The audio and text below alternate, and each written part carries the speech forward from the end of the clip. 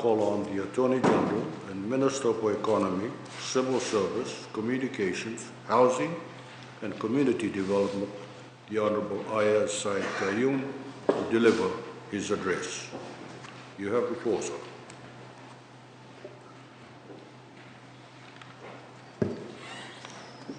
Thank you, Mr. Speaker, sir. Mr. Speaker, sir, I'd like to, of course, acknowledge the Honourable Prime Minister and welcome him back to Parliament, the Leader of Opposition, Honourable Members of Parliament, and, of course, all Fijians who are watching us.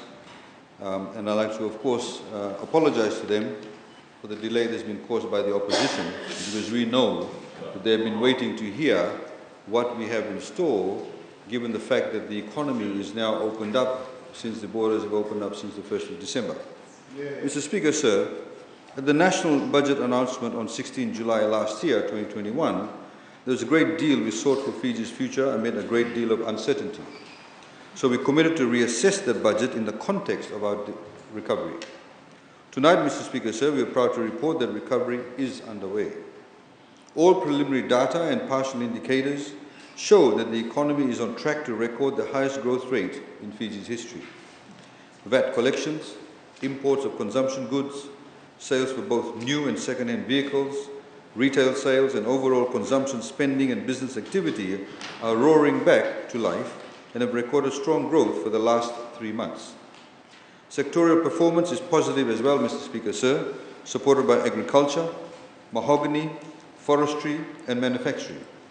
RBF's job advertisement survey shows that employment has been on an upward trend for the past 6 months. Almost 25,000 jobs were added in the formal sector and a similar number in the informal sector. This is supported by total salaries and wages, Mr. Speaker, sir, FNPF contributions and PAYE. Visitor arrivals for the first 3 months since the border opened on 1 December 2021 are approximately 50,000. More than 1,000% more than the comparable period 1 year ago. The numbers ahead look even better. Forward-looking indicators such as airline and hotel bookings from April this year show strong numbers approaching pre-COVID levels of tourism. That all means that tonight we have an opportunity to announce a special revised budget that builds on this momentum and uses our recovery to meet new and extraordinary challenges, including the crisis of affordable living faced by our people. But before we announce that budget, Mr. Speaker, sir, we have to remember what it took to get here, because we cannot take this progress for granted. On 16 July 2021, when we announced the budget for this year, our progress to recovery could be measured in single digits. Less than 9% of the Fijian population, or adult population, had received both doses of a vaccine, including the overall population, Mr. Speaker, sir. Our borders were shut, more businesses were closed, and our economy was in a recession. In the midst of that crisis, Mr. Speaker, sir, we laid out 2 profoundly different futures that Fiji could face.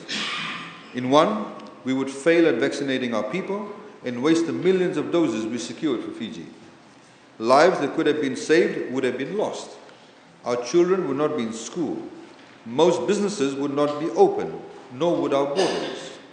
Our streets would be lonely and quiet, our hotels empty of tourists, our restaurants shuttered. If we had chosen that future, tonight Fiji would be a dark and despondent country. And tonight we'd have no choice but to announce painful and difficult measures of austerity. That, Mr. Speaker, sir, will not happen, because we chose better. Not through some single sweeping decision, but day by day, step by step, and hand in hand with every Fijian. Under the leadership of our Honourable Prime Minister, we kept to the vision of a Fiji that would control the pandemic. We saw well beyond a single day's headlines. We saw beyond the likes and views and attention on social media that became the obsession of our detractors. We used our God-given intellect to follow the science and best medical knowledge. We navigated commercial realities that kept our economy functioning. We call on every willing partner, an institution in the world to support us, and we earned their confidence through our prudent and practical policy responses. We made tough decision after tough decision, which time has proved were the right decisions. Fiji was the first country in the region to introduce a no-jab, no job policy. Australia followed suit. New Zealand followed suit. Many cities and states in the USA did as well.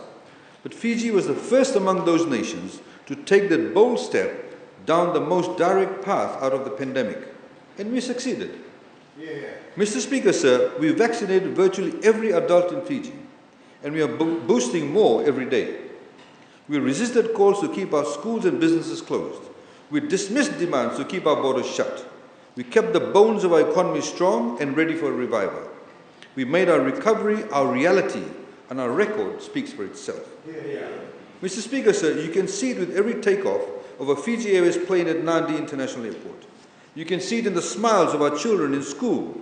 You can hear it in the hum of markets we've built around the country. You can see it in the shops, restaurants, hair salons, and other businesses that are filled with customers. On the buses that are carrying our people to and from their places of work, and in the parks and stadiums where our people exercise and compete in sports. Wherever we look, wherever we are, we can see it and we can feel it. Fiji, Mr. Speaker, sir, is back. We are moving past the worst of the pandemic, and we thank God for every Fijian who is back at work earning a living for themselves. Mr. Speaker, sir, we have held budget consultations across Fiji, in rural communities, urban centres and online, and we have received written submissions from the public. We thank all those who participated, including those who invited us to hold consultations in places we did not plan to go. We've listened carefully to your concerns, and we've considered your ideas about our recovery. It is our duty to each of you, and every Fijian to answer the burning question on the mind of the nation. And that question is, what is next? Mr. Speaker, sir, that is what this special revised budget is all about. It is about what is next for Fiji. It is about what we can do together to set the nation back on the track we were on before the brutal blow of the pandemic. It is about protecting our hard-fought recovery by sticking with consistent and confidence-building policies. The same policies, Mr. Speaker, sir, and philosophy that produced the longest streak of growth in Fijian history. It is about restoring the unprecedented pace of our march towards a modern nation-state. It is about moving forward to confront a new slate of global challenges. Because steering away from this course, Mr. Speaker, sir, can only mean falling backwards. Mr. Speaker, sir, a major issue in all of the conversations we've had across the country has been the rising price of food and other essentials. We all feel it at the fuel pump, at the market, in the supermarket, at the bakery. Prices aren't just rising, they are skyrocketing. Mr. Speaker, sir, we wish to explain in simple terms why this is happening, and later tonight how we plan to protect affordable living in Fiji. Mr. Speaker, sir, this pricing crisis, and it is a crisis, is affecting every country in the world as a result of a volatile cocktail of global developments. First, there was a worldwide explosion in consumption coming out of the pandemic. Months of lockdown paired with trillions of dollars injected into economies by wealthy nations produced consumer demand of historic proportions. People in rich countries left their homes and went straight to the malls and markets to spend some more. But supply chains could not keep up with all that pent-up demand. They had been disrupted seriously during the pandemic. They were facing labor shortages. They were facing shipping disruptions. And they were overburdened just as they were beginning to recover. That made food, fuel, freight, and other goods like fertilizer more expensive.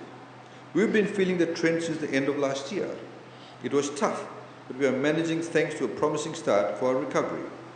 But then, Mr. Speaker, sir, things got worse, much worse, as a direct result of two earth-shaking events. A fresh COVID-19 outbreak in China forced hard lockdowns that shut down major industrial hubs and decimated the country's globally vital production capacity. And the Russian war in Ukraine initiated a humanitarian and economic disaster that rages as we speak. Mr. Speaker, sir, Fiji opposed Russia's invasion because it was a serious breach of international law and because we knew there is no such thing as someone else's war in the 21st century. We operate in an integrated economy where conflict anywhere is felt everywhere. Even far removed in Fiji, we pay the price of war because, as we feared, the invasion's economic shockwaves have landed as tidal waves at the shores of small island states. The combined food production of Russia and Ukraine accounts for 12% of all calories traded by humanity and 30% of the global wheat exports. That capacity is now either cut off by conflict or sanctions. Russia's once busy Black Sea ports have become parking lots, adding to mounting freight costs. Oil and gas prices broke records last week and remain volatile. And costs like insurance are rising due to the risk of the current conflict and the serious potential, Mr. Speaker, sir, to spark a wider war. Mr. Speaker, sir, let us think about Cyclone Winston. The storm destroyed massive tracts of Fiji's Yongona plantations, for example, and the price of a kilogram of Yongona rose from $85 to $185 soon after. Russia's invasion created a superstorm of conflict that has decimated the world's energy, metal, and agricultural output. And prices of oil, gas, metals, and grains are now rising as a result. Mr. Speaker, sir, oil sold for as high as $140 US dollars a barrel this month, up from as low as $22.50 US dollars during COVID. Freight costs on some routes are up to 800% higher than before the pandemic. Wheat is selling in some places for nearly $12 US a bushel, up from around $5 in 2019. A shortage of metals has made modern essentials like microchips harder to come by. This, of course, Mr. Speaker, says in the 1950s.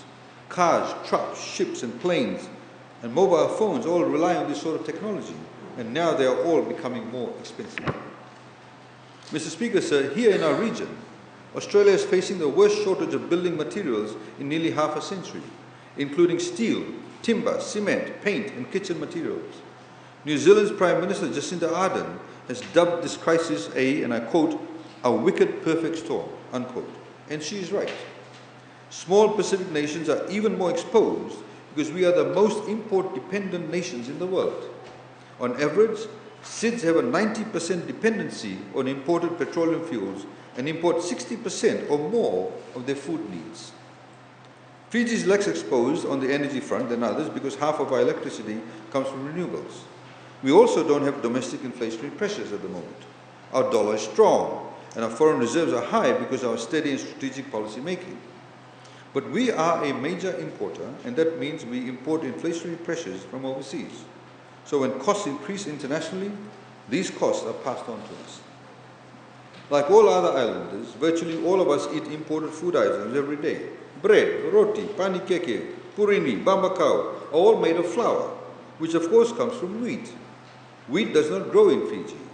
Even though flour is price controlled at the wholesale and retail levels, Fiji can only purchase wheat at the world market price. There's no oil in Fiji either.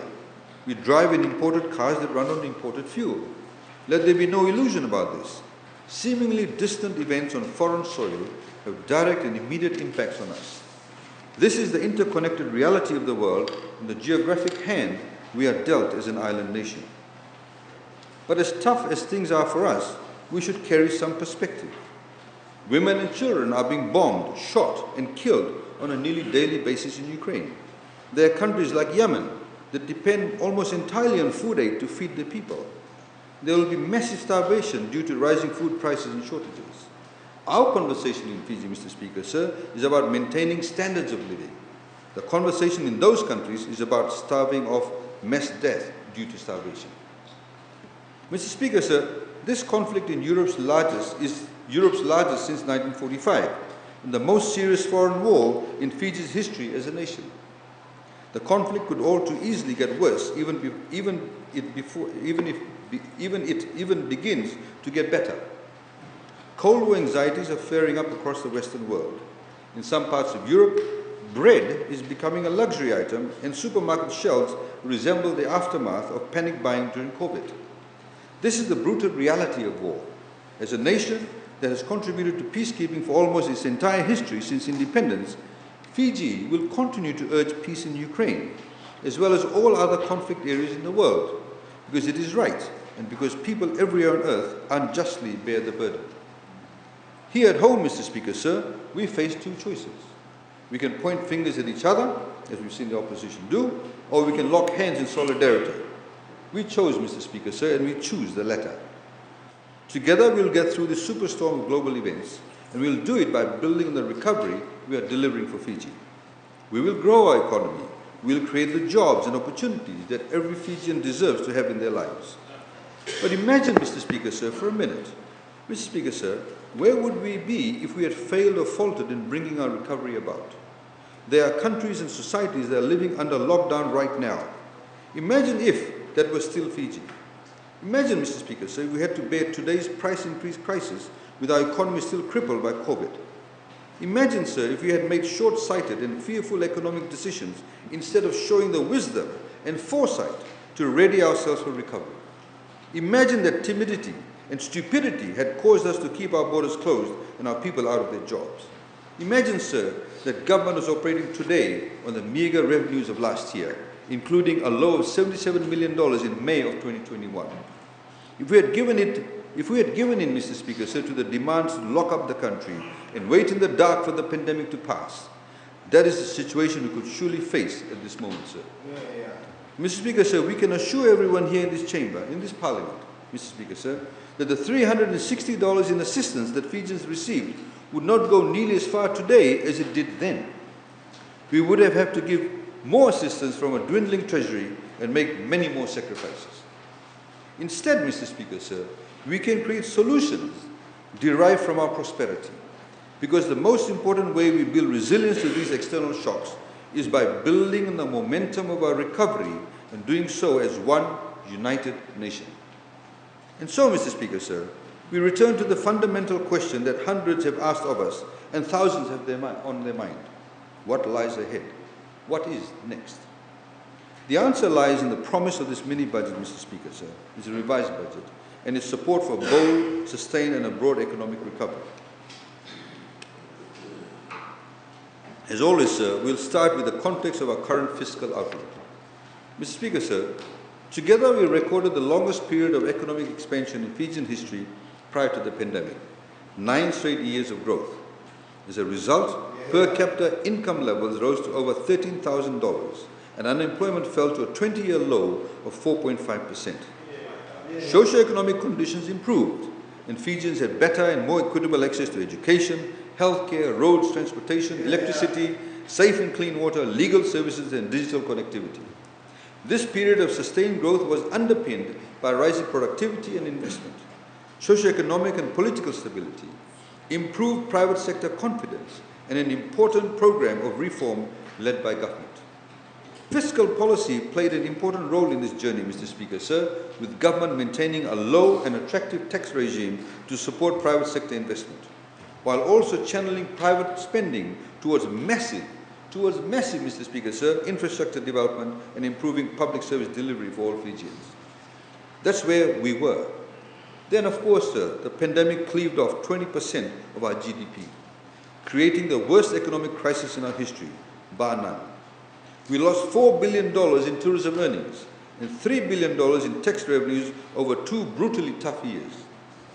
We implemented the one policy response that could keep our economy afloat, Mr. Speaker, sir.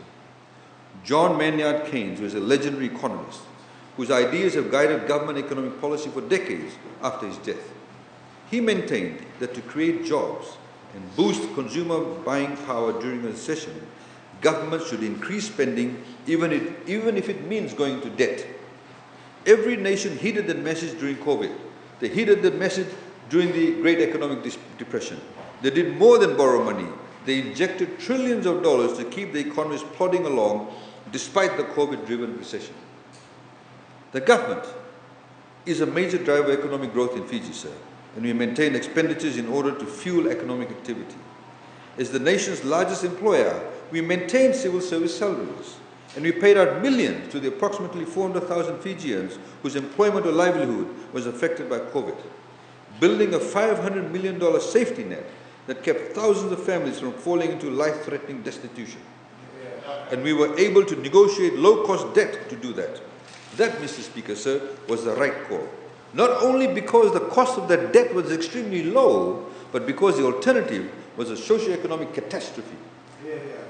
Credible lenders like the ADB, World Bank, JICA and AIIB lent to us at 5 times the pace they did in the past. And they did so because they were confident in the plan we had to revive the economy. They did so because they knew that our debt burden was sustainable. They understood what we understood, that we needed a balance between avoiding a deep crisis now and ensuring long-term sustainability. If we had not been extremely prudent in our borrowing and our policies, those multilateral institutions would not have lent to us at all. And that's a fact. Fiji's experience stands up well in the context of the global experience. The International Monetary Fund reports that total global debt rose by an astonishing 28% in 2020 to 256% of GDP. This was the largest single-year increase since at least 1970. And the weighted average interest rate of Fiji's debt portfolio dropped sharply from 6.2% in 2020 to 4.6% in January 2020. We secured almost $900 million in highly concessional finance tagged to policy reforms from multilateral and bilateral development partners. These saw terms of 40-year repayment period inclusive of a 10-year grace period and an interest rate of 0.01%, which is practically no interest at all. In terms of concessionality, Mr. Speaker, sir, this equates to a 60 to 70% grant element on some of those loans. A direct consequence of this borrowing was a reduction in the cost of borrowing in the domestic market for both the government and the private sector. This is in sharp contrast to previous crises where the cost of borrowing rose substantially. We also attracted support from our multilateral and bilateral partners. Countries like New Zealand, Australia and Japan provide us with grants and concessional financing at the expense of the taxpayers to whom their governments are accountable. And they did so because they were confident. They were confident in our ability to manage those funds responsibly in the economic plans and strategies put in place by the government. Because we borrowed prudently and because we earned the confidence of our development partners, Mr. Speaker, sir, we rode out the worst the world could throw at us. Mr. Speaker, sir, as mentioned, we are expecting the economy to grow by 11.3% in 2022. Driven by the vaccination of our population and the reopening of our borders. Other interdependent economic analysts, Mr. Speaker, sir, other independent economic analysts put the figure even higher. It's estimated to take 3 years until our economy is restored to pre-pandemic levels. But we have started the journey back on sure footing because of our overall macroeconomic fundamentals, which remain strong. Foreign reserves currently stand at around $3.2 billion, sufficient to cover 8.8 months of imports, well above the IMF benchmark of 3 months. With our largest earner of foreign reserves, tourism shut down, we face a real threat of devaluation. But the proactive and robust policies by government and the Reserve Bank of Fiji helped avoid a devaluation of the Fijian dollar. Had we been forced to devalue, Mr. Speaker, sir, which seems to be lost on many people, Fijians would be paying much higher prices today for everything. The increased prices we are seeing because of the global supply chain problems and increases in commodity prices would be compounded by a Fijian dollar that would have simply been worthless than today. Everything we import would be much more costly. Liquidity levels in the financial system stand around $2 billion, and that supported the low interest environment.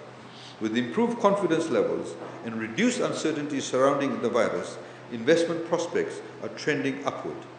Inflation, on the other hand, Mr. Speaker, sir, has been increasing recently with a rise in international prices and freight costs, as it is worldwide, putting additional pressure on the price of goods. Mr. Speaker, sir, the pandemic pushed Fiji's debt levels to over 80% of GDP. To put this in historical context, the debt to GDP ratio rose from 53.3% in 2006 to 56.2% in 2010, before beginning a steady decline towards 43.5% in the 2016-2017 financial year. That was a drop of nearly 13, Mr. Speaker, sir, 13 percentage points in just over 6 years. Following T.C. Winston and the many other natural disasters we suffered, government increased its borrowings out of the necessity to build back better. pushing the debt to GDP ratio to 48.4% in financial year 2018-2019, still well below the 50% benchmark. We spent over $200 billion just in building schools. Although the nominal value of debt increased from $2.8 billion in 2006 to $5.7 billion at the end of the financial year 2018-2019, the debt to GDP ratio, Mr. Speaker, sir, declined. It declined from 53% of GDP to around 48% in that period. That means that Fiji's nominal GDP, which rose from $5.3 billion to $11.8 billion, grew much faster. It grew much faster than our debt levels over the same period. To maintain public expenditures around $3.7 billion, which includes over $500 million in unemployment support and other relief measures, government had to borrow around $2 billion over the last 2 financial years, the COVID years. As a result, the debt to GDP ratio now sits at over 80%.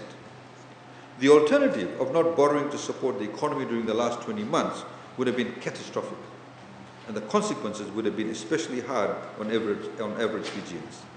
It is crystal clear, Mr. Speaker, sir, that government's counter-cyclical stance to take on additional debt to support the economy, particularly external debt from multilateral partners, was economically sound and absolutely necessary. And it has allowed us, Mr. Speaker, sir, to announce a mini-budget this evening that takes on the affordable living challenge, continues our recovery's momentum, and creates opportunities for all Fijians.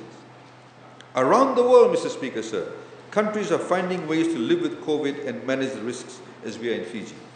They are loosening COVID-based restrictions as vaccination rates have risen and hospitalizations have declined. Masking requirements are being narrowed or dropped. People are returning to the workplace.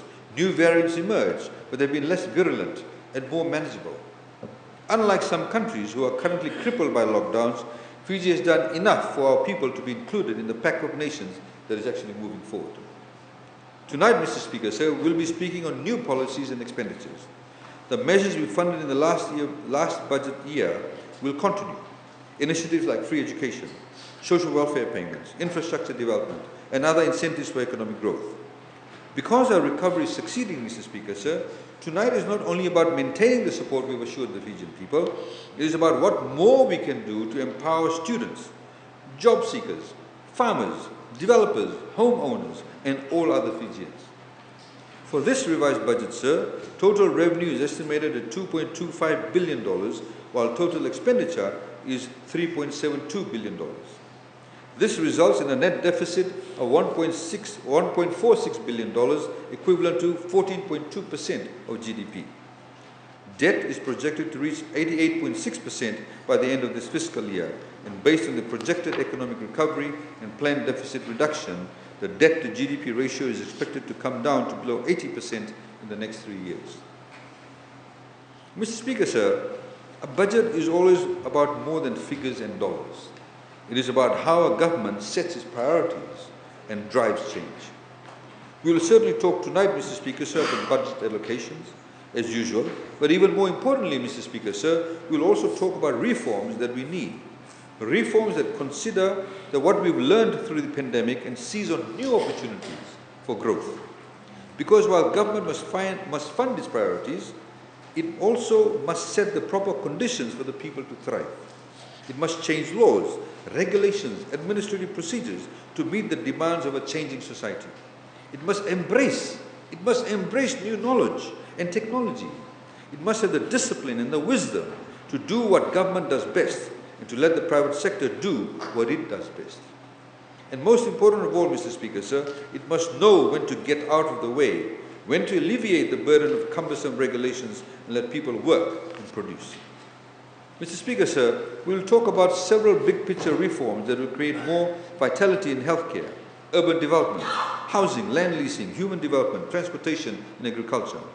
They will do that by loosening or removing structures that have become too bogged with bureaucracy, that favored a privileged few, or that no longer serve a purpose. Mr. Speaker, sir, we think that everyone in this chamber, in this parliament, will find some of these current practices shocking and others simply not appropriate for our time, if indeed they ever were appropriate. Others have simply outlived their usefulness and need to go. Mr. Speaker, sir, a modern country like Fiji simply needs greater flexibility. We owe it to the Fijian people. Mr. Speaker, sir, First, I'll speak on our tourism sector as it returns as an engine of economic growth. We've built a springboard to propel the recovery of our tourism sector to a new level, and it is now time to spring forward. We've already opened the border and removed the curfew. Here is what is next. After weeks of establishing private testing facilities nationwide, we are ready to remove the three-night stay requirement upon entry into Fiji. From 7 April, fully vaccinated visitors, residents and citizens will only need to do or conduct a rapid antigen COVID-19 test within 24 hours of arrival into the country at an approved testing facility. A full list of the locations will be published online. Bringing in more private sector test providers brings in competition that lowers prices and saves costs for visitors, especially tourists and those visiting friends and family or returning citizens, making Fiji a more attractive destination. So instead of visitors being beholden to a hotel, they will get their rapid test done at an approved provider. Hotels are not going to be the providers, and only remote ones can be a provider, and only if they obtain approval from MCTTT, or Ministry of Commerce, Trade, Tourism and Transport. All visitors to Fiji will play by the same rules, because from 7 April we will also do away with the travel partner system. In other words, anybody from anywhere in the world, as long as they're vaccinated, can come to Fiji. Mr. Speaker, sir, the most important thing is we highlight the visitors must be vaccinated. If they are, and if they test upon arrival, their country of origin is, of course, far less important. And our Blue Lanes initiative, which was a smashing success through COVID, is now giving way to normalized maritime travel. Mr. Speaker, sir, we are announcing these changes with confidence because we have developed a careful framework for COVID safety that can be reactivated if and when we need them. But cases at the moment are low, so there is no need for the most stringent public health measures to remain in force. That is why, Mr. Speaker, sir, from tomorrow, the wearing of masks will become optional, and all venues may operate at full capacity. Churches can operate at full capacity. Stadiums can operate at full capacity. Social distancing requirements will no longer be enforced either. It is up to the people to apply the more than 2 years of experience we have with COVID to do what makes them feel comfortable and safe. These rollbacks will continue ramping our economy upwards. As that happens, we are committed to keeping taxes low on our tourism sector to keep costs down and encourage more visitors to come to Fiji, Mr. Speaker, sir. Mr. Speaker, sir, as we now head into peak season, we expect to step up our marketing, which requires additional resources. Turn on a television or go to the internet in the USA or Australia, and you see promotions for competing destinations: Mexico, Jamaica, Bali, Seychelles, Tahiti, and Hawaii. And we need to be there as well, fighting for the tourist dollar.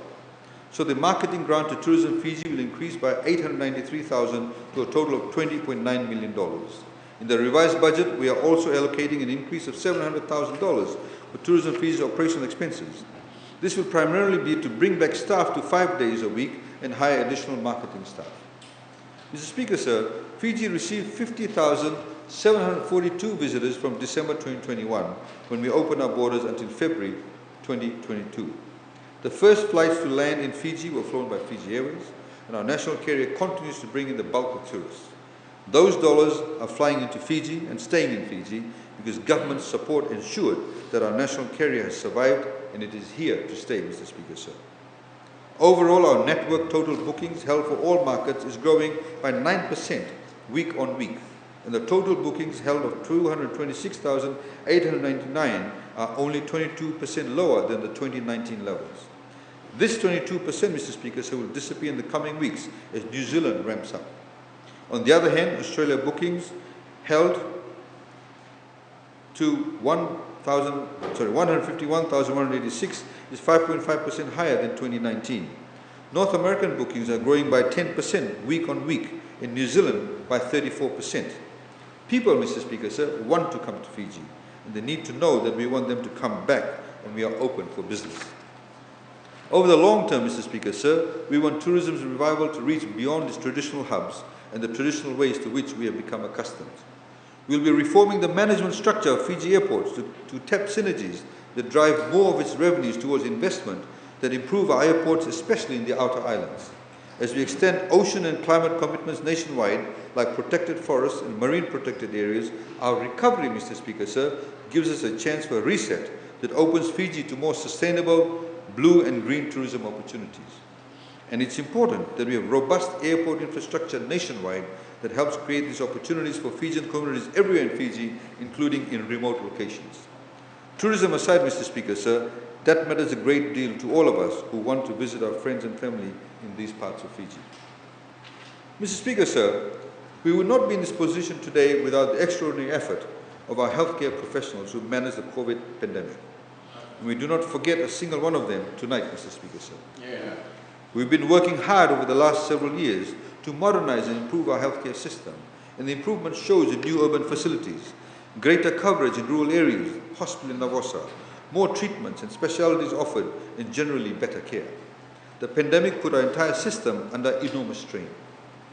We think, Mr. Speaker, so it also crystallized the thinking of many people about how we could deliver better medical care to our citizens by doing things differently, by outsourcing services, by encouraging more private medicine, and by giving our citizens greater choice in medical care.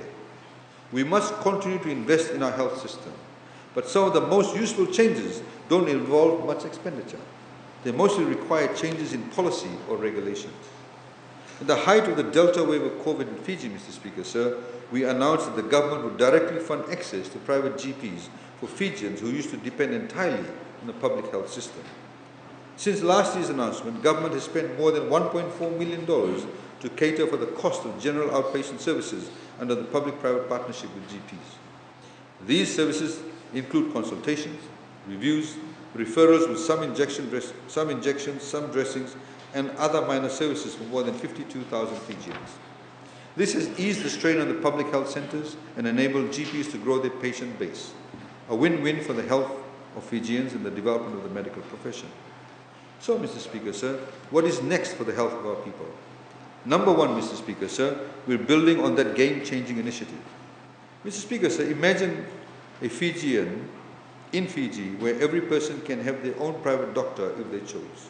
If they could visit a doctor who knows them and their family, who has treated them before and knows their lifestyle and their personal circumstances. We have fine doctors, and they give good care in our clinics and hospitals, but there is no substitute on a day-to-day basis for a personal relationship with your own family physician. That is the future we want to build for Fiji, and that is where we are headed. We are also making more government-funded services available at these clinics, in the private clinics. Beginning in April, Mr. Speaker, sir, Fijians who qualify for the free GP program will be able to access a range of blood tests, multi-urine dipstick tests, ECGs, nebulizer treatment, oxygen supply, and ultrasound scans, all at no cost. And GPs will prescribe medicine and even provide that medicine to patients after hours if needed. With Fiji Care, we'll soon launch a dedicated website for that initiative that contains online patient information system to streamline the administration of that initiative. Through this online platform, GPs will have access to all those patients seen under the PPP scheme. We also want to end the restrictive practices that have made it unduly difficult for doctors to enter private practice. These practices have been used by some doctors to restrict the market by keeping the number of private practitioners artificially low, and they are unacceptable in a modern economy. Currently, Mr. Speaker, sir, a physician in the public sector, works for government, who wishes to establish a private practice must find another private practitioner who is in the approved list of mentors, and the list of mentors in the private sector is very small. This is a very small list established by the Fiji College of General Practitioners. He or she then must work under that mentor for 2 years before being licensed to set up a private practice. And that can be extended for 6 months at the recommendation of the mentor. This, Mr. Speaker, sir, has led to some truly bizarre situations and some appalling examples of the GP Guild protecting its turf. For example, a physician with 15 or 20 years of experience in the government health system will still have to work under a mentor and at a significant financial sacrifice. And we know of cases where mentors have coerced doctors under their supervision to sign agreements not to establish their practices within 20 kilometers of their mentor's clinic. This is outrageous cartelling and must be stopped. We need to harness the experience of our physicians from the public health system and not force them to waste their time in what amounts to meaningless pro forma internships. It is an insult to people who have studied and practiced their professions honorably and well, and it wastes time that could be spent seeing people who need a doctor. Our reform will begin by allowing any physician who has been practicing in the public sector for more than 7 years post-internship to enter private practice immediately, as long as he or she receives a certificate of good standing from the Fiji Medical Council and is admitted to the Fiji College of General Practitioners and holds a postgraduate qualification in general practice that is approved by the college. Physicians with 3 to 5 years experience would still have to work under private mentor for 2 years, while physicians with 5 to 7 years experience will only have to work under private mentor for 6 months. The specific details on this reform, Mr. Speaker, sir, will be prescribed under an amendment to the Medical and Dental Practitioner General Practice Regulations 2010. From tomorrow, Mr. Speaker, sir, GPs under this Triple P scheme will not be restricted from procuring medicine from the government pharmacy. Lastly, Mr. Speaker, sir, another $200,000 has been allocated to incentivize private GPs to open up new surgeries or clinics in rural areas, such as Nawaidomba, Malolo, Naindovi, Drasa, Sambeto, Senganga, Draketi, Nasarawanga. We can have private doctors set up clinics. We'll incentivize them to go there. We'll pay them some upfront fees, and they can be based in those rural areas. People have to travel hours to reach the nearest health center facility to get medical attention. Through this, we are trying to bring the doctors and medical services, Mr. Speaker, sir, closer to the people so they have quick access. We'll further support these doctors and the people they serve by engaging private medical laboratories to analyze blood samples referred by GPs engaged under this program. Our rural inhabitants have the right to high-quality laboratory results, an essential component for the successful prevention, diagnosis, and treatment of illnesses. This is funded at $500,000. Mr. Speaker, sir, as advertised last week, we would like to extend this service by adding more GPs in areas not currently being serviced. Mr. Speaker, so this will increase the number of GP clinics available to rural and low-income Fijians who have been relying fully on the public health system for general outpatient services and are not currently patients of a private GP. Mr. Speaker, so the free GP scheme will also now include free access to dental practitioners, as we will now be engaging the private dental practitioners, or DPs, to improve the oral health of all Fijians, including school-aged children. People who once depended fully on the public health system for dental services and are not existing paying clients of private DPs will have government-funded access to private dental care. Mr. Speaker, sir, oral care is health care. Poor dental health is a major burden on society and a major source of other health problems. The more Fijians who can access regular dental checkups, the more we'll save in future costs to treat illnesses like diabetes, kidney disease, and heart disease, all of which are linked to poor oral hygiene. The cost of these private dental services will be borne by the Fijian government at an agreed price with individual DPs and private medical dental centers and hospitals. We'll offer services like consultation, oral examination, extractions, and temporary and permanent fillings. Patients will be served faster, and dentists will be able to expand the services to more patients through the same model as the free GP program. $500,000 has been allocated for this initiative. Mr. Speaker, sir, we'll also be outsourcing biomedical services like X-ray machines, magnetic resonance imaging or MRI, ultrasound machines and CT scanners. Public health system laboratories will also be maintained and operated 24/7 by the private sector and public hospitals. Outsourcing has become popular as a method to streamline operations and control operating costs. This is especially true for hospitals and other healthcare facilities. Due to all the technological advances in biomedical equipment, keeping up with regulatory compliance has become a monumental, time-consuming task, one that can overwhelm both the staff and the budget. To improve the quality of care at our public hospitals, we'll be outsourcing biomedical services. This will reduce operating expenses at our public hospitals, allow us to focus on our core responsibilities, and maximize equipment performance and longevity. By outsourcing the maintenance of medical equipment also, we'll have immediate access to the highest level technician for even the most sophisticated devices. The provider will have to ensure that qualified technicians are always available, and there will be a requirement to a certain percentage of uptime. $500,000 is allocated for this in the revised 2021-2022 budget. Mr. Speaker, sir, as announced in the 2021-2022 national budget, we are taking a true two-pronged approach to ensuring affordable and equitable access to dialysis treatment in Fiji. First, we increased the subsidy from $75 to $150 per dialysis treatment for low-income patients. And second, we brought in private service providers under the Kidney Dialysis Treatment Subsidy Program. Since the announcement of these changes to the program, Mr. Speaker, sir, through the 2021-2022 national budget, the Ministry of Health and Medical Services have engaged 5 private service providers to supplement the government-operated facilities in Lambasa, Suva, Lautoka, and Nandera. Mr. Speaker, sir, to date, a total of 135 registered patients are receiving the subsidized kidney treatment under the program at 6 facilities across Fiji, with each patient receiving on average 8 treatments per month. The support will continue in this revised budget with a funding of $1.2 million. Mr. Speaker, sir, medicine in Fiji wasn't free until we made it so in 2015, a move that has created an invaluable benefit to thousands of Fijians. The initial list covered 72 drugs that were available to low-income patients who could not otherwise afford them. Since its launch, Mr. Speaker, sir, the list of free medicines has expanded to cover 140 items, comprising 136 medicinal products and 4 consumable items, mainly wound dressing materials.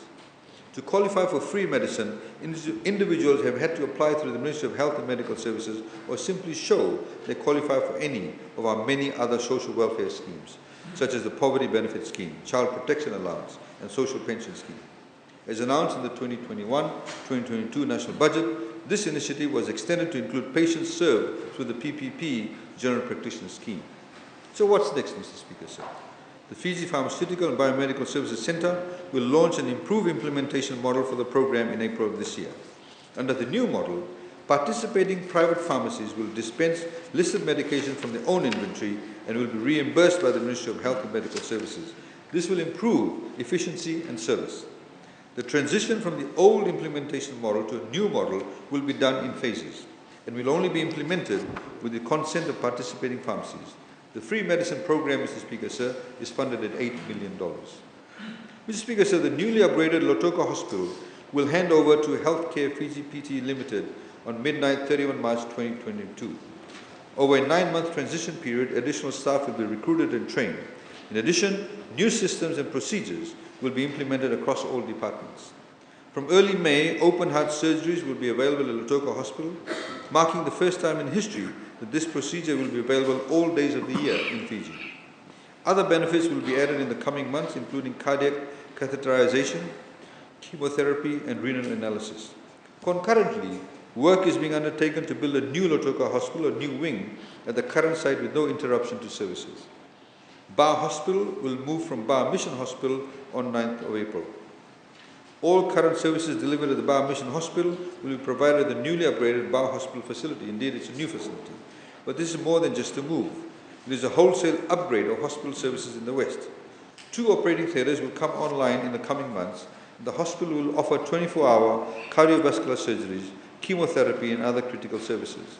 It will also give local doctors exposure and valuable training in these expert medical fields, where we want Fiji to excel. Mr. Speaker, sir, we wish to give special thanks to the Australian Infrastructure Investment Financing Facility for the Pacific, or AIIFP, which is willing to provide financing for this Triple P and is also exploring the possibility of directly financing the project. Government is allocating $13 million to personalize the Triple P arrangement. Mr. Speaker, sir, the pandemic was also defining for digitization. This government has always seen connectivity as a key to economic growth and opportunities for our people. As a Pacific Island nation separated from our neighboring countries, and even from our own fellow citizens by a vast expanse of open ocean, we saw connectivity as a unifying force for society, government, and business, and we have embraced it. We had already achieved nationwide connectivity, which we relied on during the pandemic to digitally pay out unemployment assistance through M-Pesa and MyCash, and to relay life-saving public health information. What is next is a national embrace of the rest of the digital revolution. Our commitment, Mr. Speaker, sir, is to provide equitable access, meaning high and reliable speeds, to digital services everywhere in Fiji, and to provide a digital payment option to all government services delivered to the public, all wages paid to civil servants, and all assistance paid to the vulnerable. So civil servants who live in remote areas or wish to have their salaries paid by M-Pesa or MyCash, they can choose to do so. People on welfare, if their one-day welfare payments to be paid on M-Pesa or MyCash, they can choose to do so. Mr. Speaker, sir, more Fijians are becoming comfortable in online spaces everywhere. We've been personally to some of the Vanuatu's most isolated communities where we've established connectivity. We want to give a special thank to those Fijians, Mr. Speaker, sir. We met at Lutukina District School, Korenai Solo Village School, Galitu District School, Dawara District School, St. Paul's Primary School, Wailevu East Primary School, Vunisalu Salu Primary School, Voli Primary School, Langi Health Centre, and Dongotuki Nursing Centre, who are able to stream this session of Parliament today as we speak. As of now, 95% of our people have access to high-speed and low-cost internet across 3G, 4G and 4G plus networks. Now we are focused on connecting the remaining 5% of unconnected Fijians. Mr. Speaker, sir, last November, we connected 26 schools and 14 health centres in the Northern Division. Of these 40 sites, Mr. Speaker, sir, 26 have Wi-Fi hotspots that provide connectivity for the surrounding community. We have further identified 59 unconnected and poorly connected schools nationwide. We have allocated a budget to connect 10 sites in this financial year and undertake site assessments for the remaining sites to determine the appropriate solutions for each school and the surrounding community. We are also working closely with the telecom companies to pinpoint the coordinates of the 317 unconnected or poorly connected sites we have identified. We can properly design innovative, cost-effective and sustainable solutions. In fact, this number has decreased because the telco's infrastructure upgrades have increased connectivity in some areas. Under the infrastructure sharing model, 15 possible tower sites have been identified to connect at least 96 locations. The Universal Service Fund will then be used to install networks, provide services and cover operating costs in the universal service area as provided under the law. We have allocated $570,000 to undertake the site assessments and identify the exact locations that have recently been connected.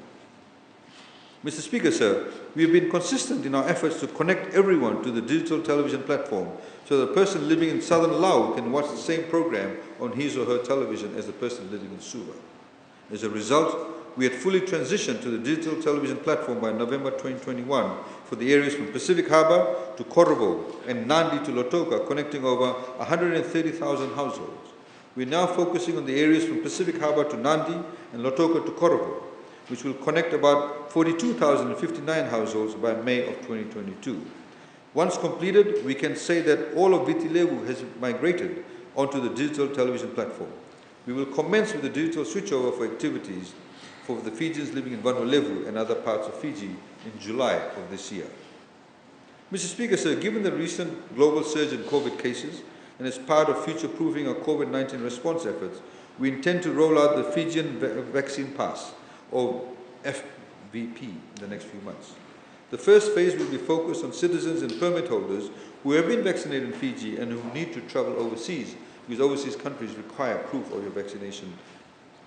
We've allocated a budget for the operational and technical components, including the setup of FVP personalization and insurance centers in the central, western, and northern divisions. The Fijian Vaccine Pass will be in both digital and paper format and contain an individual profile picture for easy identification. It will be free of charge, safe and secure. The vaccine certificates of all family members can be stored on one smartphone. It will also display negative COVID test results and issue a verifiable, secure and interoperable QR code that can be scanned and ingested by the Fijian Vaccine Pass app. Mr. Speaker, sir, most economists and policymakers view unemployment assistance as a temporary measure, part of the social safety net that sustains people in hard times. That changed last year when it became a vital economic, social and humanitarian tool. The assistance helped keep families afloat and injected cash into the economy. We know many people are grateful for it. And so, Mr. Speaker, and so will we. Every Fijian benefited directly or indirectly from unemployment assistance. The amount was less important than the fact that government could be dependent upon to maintain social stability and ensure that people did not become destitute and hopeless. Government in 2021 provided $430 million through its unemployment assistance program directly to more than 400,000 people who live in the formal and the informal sectors. This program was targeted at the population in Viti Levu because of the prolonged lockdowns and restrictions on the island. So what's next, Mr. Speaker, sir? While we can count on our recovery to deliver prosperity to Fijians, there's more we can do, and we will do to heal the wounds of the pandemic. Although many areas in the Northern Division were not under strict lockdowns for long, many people suffered economic losses because of their direct connection to the Viti Levu economy. Not forgetting those affected in the informal sector, this budget has allocated $13 million towards unemployment assistance for people in Vanuatu. These Fijians will have the opportunity to apply for a one-off assistance of $100. The specifics of this plan will be announced soon as to when it will open up. This program also includes a one-off assistance of $50 to all social welfare recipients in Fiji. The bus fare subsidy for the elderly and disabled will be increased from $10, the current $10, to $25 per month, at a total cost of $6 million, benefiting close to 40,000 Fijians. This is a major request because, as we know, the borders have opened up. People are now travelling more to get to markets or visit friends and relatives. Mr. Speaker, sir, housing is a basic need and a right of every person. Government seeks to create the proper economic conditions and the regulatory framework to ensure an adequate supply of housing. And it steps in to help people at the bottom of the economic ladder to secure decent housing. Mr. Speaker, sir, the first home ownership program was launched in 2014 to provide affordable and quality housing for low and middle income earners. Since its inception, the program has assisted approximately 3,400 Fijian households with a total funding of $36 million. That, Mr. Speaker, sir, is an enormous amount. And we can say about the nature of this program and how it functions. But the simple mission of this initiative is to give Fijians faith that owning a house is actually possible. Home ownership gives people something worthwhile and rewarding to work for and save for. For most people, a home is the single largest investment they will ever make. It is something they can pass on to their children. Because for all the growth that we create for the economy, what makes that prosperity count is the faith it instills in young Fijians. The faith that they can benefit and build on our success. We're not just talking about the promise, we're actually funding it. Payments for the First Home program are in excess of $5 million for the current financial year alone. In the 2021-2022 budget, a total of $4 million was allocated. And the total allocation was paid out within the first few months only, Mr. Speaker, sir, assisting 211 families. In other words, the uptake was enormous. So what's next? More homes and more hope for the first-time home buyers and builders. To meet mounting demand in the revised 2021-2022 budget, sir, the Ministry of Housing and Community Development is provided an additional $5.9 million in funding this particular support. Mr. Speaker, sir, the Ministry of Housing and Community Development committed to review the social housing assistance policy to introduce a more sustainable and climate-resilient housing assistance program. The 2017 census had revealed that 46% of rural housing structures are of poor quality, with 42% of houses made with tin and corrugated iron. We've all seen the aftermath of the new breed of superstorms that are striking Fiji, with terrifying regularity, and the intensity is quite amazing and shocking.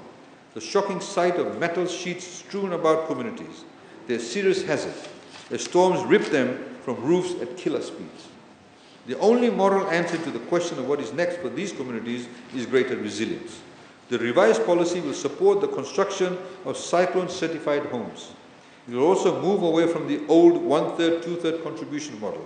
Instead, successful applicants will receive $10,000 grant assistance for the purchase and transportation of building materials. Building materials for an approved housing model.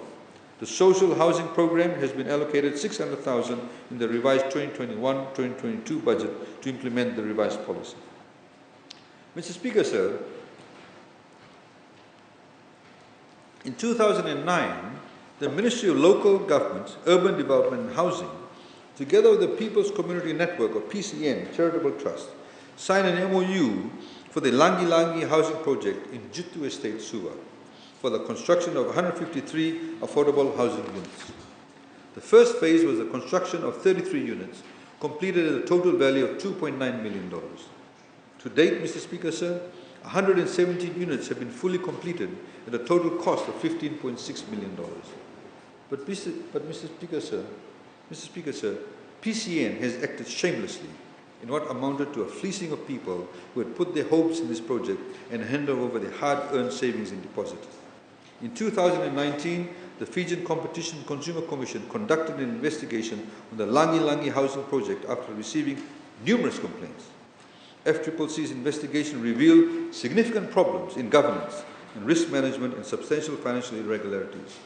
PCN kept the deposits of eligible people and then sold units to people who were not eligible, some who were in fact also wealthy business people. Other money that was collected has simply vanished. The whole thing reeked of corruption and fraud, Mr. Speaker, sir, and the matter will now be referred to appropriate authorities for further investigation and legal action. Mr. Speaker, sir, we as a government, we feel that we have a moral obligation to repay the hard-working Fijians who worked hard and saved for homes they were promised. With the assistance of FCCC, the Ministry of Housing and Community Development has identified 3,366 complainants whose deposits amount to some $2.2 million. Still today, Mr. Speaker, as you go to certain restaurants, waiters and waitresses will come up to you and say, I gave $10,000. I have not got anything in return. In the revised 2021-2022 budget, Mr. Speaker, sir, the Ministry has allocated $2.27 million for the reimbursement of the victims of PCN's scam. In addition, Mr. Speaker, sir, the Ministry is in consultation with the Solicitor General's Office to ensure that the lease titles are transferred from PCN to the Ministry of Lands and Mineral Resources, because it was government land after all. In good faith, we gave it to PCN. They've abused it. The Ministry of Lands has now moved in, and we'll get back the lease. We'll get back the title of the land. Mr. Speaker, sir, $4 million was allocated towards the Ethiopia Land Development Program, which helps Ethiopia landowners develop their land for residential and commercial purposes, or subdivide their land. Currently, there are 9 projects being carried out under the Ethiopia Land Development Program. We have completed construction works in Saweni, Warambitya, Nosongela, Vunda 1 and Yandua subdivisions. Once all the projects are completed, there will be a total of 308 lots available for leasing, 270 residential lots, 14 non-residential lots and 24 industrial lots, a total land area of 61.02 hectares. Yandua and Nosongela subdivision in Namata are climate resilient with underground cabling by EFL, and climate resilience upgrades are in progress for the other 2 subdivisions in Saweni and Warambitya, which will incorporate climate resilient redesigns. These lots are now already available and people have expressed interest to invest. In addition, earlier this month, the Vunda Phase 2 and Tumba Lewu subdivision in Tavua projects were awarded for construction. The construction works at these subdivisions will soon commence. These subdivisions will be climate resilient compliant also. The Saravi and Visese subdivisions are now under consultancy phase, with the design scheme being completed and necessary approvals are being obtained from the relevant regulatory authorities. Mr. Speaker, sir, improving the nation's infrastructure has been a priority of this government from the beginning. We have been busily rebuilding Fiji's network of roads and jetties, and we have ambitious goals to provide electricity to every household by 2026 and clean water to every household by 2030. Mr. Speaker, sir, we think every Fijian can look back to the condition of our road 15 years ago and be pleased with the vast improvements. We are simply better connected physically today than ever before, and that is good for families and for business. Roads everywhere suffer damage from storms and heavy traffic, but today our roads are well maintained and quickly repaired. Continued investment in Fiji's transport infrastructure has been a priority of the government precisely because it is necessary for economic growth and the general welfare of the country. Sustained investment into roads, bridges and jetties give people access to services, facilities and markets. So what's next for our roads? In the 2021-2022 revised budget, a sum of $338.2 million is provided to the authority. $13.1 million will enable FRA to carry out its daily operations, and $325.1 million will finance important capital programs. A sum of $72.9 million is allocated for the maintenance of Fiji's transport network and road assets such as drainage, footpaths, railings, signage, lights and signals. Changes to our climate, Mr. Speaker, sir, of course contribute to the increasing costs of maintaining our transport infrastructure. And $21.8 million is allocated for emergency restoration works to key infrastructure that suffered damage due to Tropical Cyclone Kodi and other severe events. Due to the damage to non-FRA roads since January 2022, due to TC Kodi and heavy rainfall, as you saw, they received such heavy rainfall that parts of our highway between Singatoka and Nandi have been washed away. FRA also, Mr. Speaker, have been receiving requests for the repair of non-FRA roads and other assets, mainly repair of community roads, crossings, culverts and clearing of drainage. An amount of $5 million, Mr. Speaker, sir, is allocated for the rehabilitation for non-FRA roads as a one-off funding. Under this allocation, Mr. Speaker, sir, priority will be given to those roads that provide access to hospitals, health centres, schools, settlements, communities, villages and markets. Our program to replace dilapidated jetties in our maritime islands will continue so that we can further improve accessibility and the delivery of services to these islands. $60 million is allocated to FRA for the renewal and replacement of severely deteriorated roads, particularly under the RIP and Remake program, which has markedly improved the condition of the seal road network. $34.02 million is provided for maintenance and repair of bridges. $14.5 million will fund ongoing contracts under the Rural Roads program, which aims to enhance transport connectivity for our rural communities. A sum of $2.1 million is provided for the ongoing Transport Infrastructure Investment Sector Program, or TISIP, to rehabilitate major roads along Queens and Kings Road and complete the designs for the 40 critical bridges and 3 jetties in Natovi, Savusavu and Nambuwalu. Mr. Speaker, the Nandi River flood elevation project is pressing ahead, with physical works to begin on a drainage system in Nandi town proper and design works for the widening of the Nandi River to reduce flooding that has long devastated communities along the river. The project has been delayed due to COVID, but all efforts are now put into place to expedite the works. We are funding that effort through a renewed mix of commitments from grant funding from the Japanese and Australian governments, along with $3 million in government funding. Discussions will also be held with the World Bank and the Asian Infrastructure Investment Bank to gauge the interest for the project funding for Project B, or Part B, which included river widening, river deepening, construction of a dike and desilting of the river. Mr. Speaker, sir, we have a water problem in Fiji. There's no doubt about that. A massive rural to urban drift and the increase in informal settlements in between Lami to Nosori corridor has placed a massive strain on aging water infrastructure that we are urgently addressing. Some 310,000 Fijians now reside in the Lami to Nosori corridor, 1/3 of our population, which is one of the many reasons that have caused the intermittent water supply issue. Adverse weather conditions such as cyclones and heavy rainfall also cause flooding and high turbidity. Moreover, the aging infrastructure that makes up the reticulation system was built during our colonial times and currently presents major challenges for both capacity and maintenance. There is no replacement or preventative maintenance programs for the aging infrastructure, of course, some of which, as we said, was put in place during colonial times or even indeed in the early years of our independence. The revised 2021-2022 budget for the Water Authority of Fiji is $195.2 million, of which $80.7 million is for operating expenditure and $114.5 million is for capital investment in our water and wastewater network. Some of the projects include emergency water tanks in communities where water supply is unreliable. Because while urgent work must be undertaken, communities cannot wait it out with an intermittent supply of water. An allocation of $6.3 million, Mr. Speaker, sir, is provided to address the water disruption issues in the Suva-Nosori corridor, Nandi, Lotoka and Lambasa. To date, 34,385 households have benefited from government's free water initiative at a cost of $475,000. This will continue to expand in this financial year. Government will be now bringing back, given the economy bouncing back, the rainwater harvesting program, whereby we provide a subsidy of 70% for rainwater harvesting systems in rural areas. Applicants are required to construct the base for the water tank and gutter system. An amount of $1 million is allocated in the revised budget to cover those applications pending at Water Authority Fiji since 2019 and delayed due to the COVID pandemic. The Viria project will reduce the number and extent of water disruptions and other water woes in the Greater Suva-Nosori corridor, and an amount of $40.9 million is allocated for it in the revised 2021-2022 budget. Despite delays as a result of COVID-19, construction, Mr. Speaker, is well underway and expected to be completed by the first quarter of next year, or 2023. The total cost of the project, Mr. Speaker, sir, is around a whopping $270 million. This is one of the largest water infrastructure projects ever undertaken in Fiji. Once completed, the project will increase the capacity of the Water Authority of Fiji in the Suva-Nosori area by 40 million litres per day, with the plant designed for an additional capacity of 40 million litres per day. Mr. Speaker, sir, the government has funded to the tune of more than $187 million since 2012 to carry electricity to homes in our peri-urban and rural areas.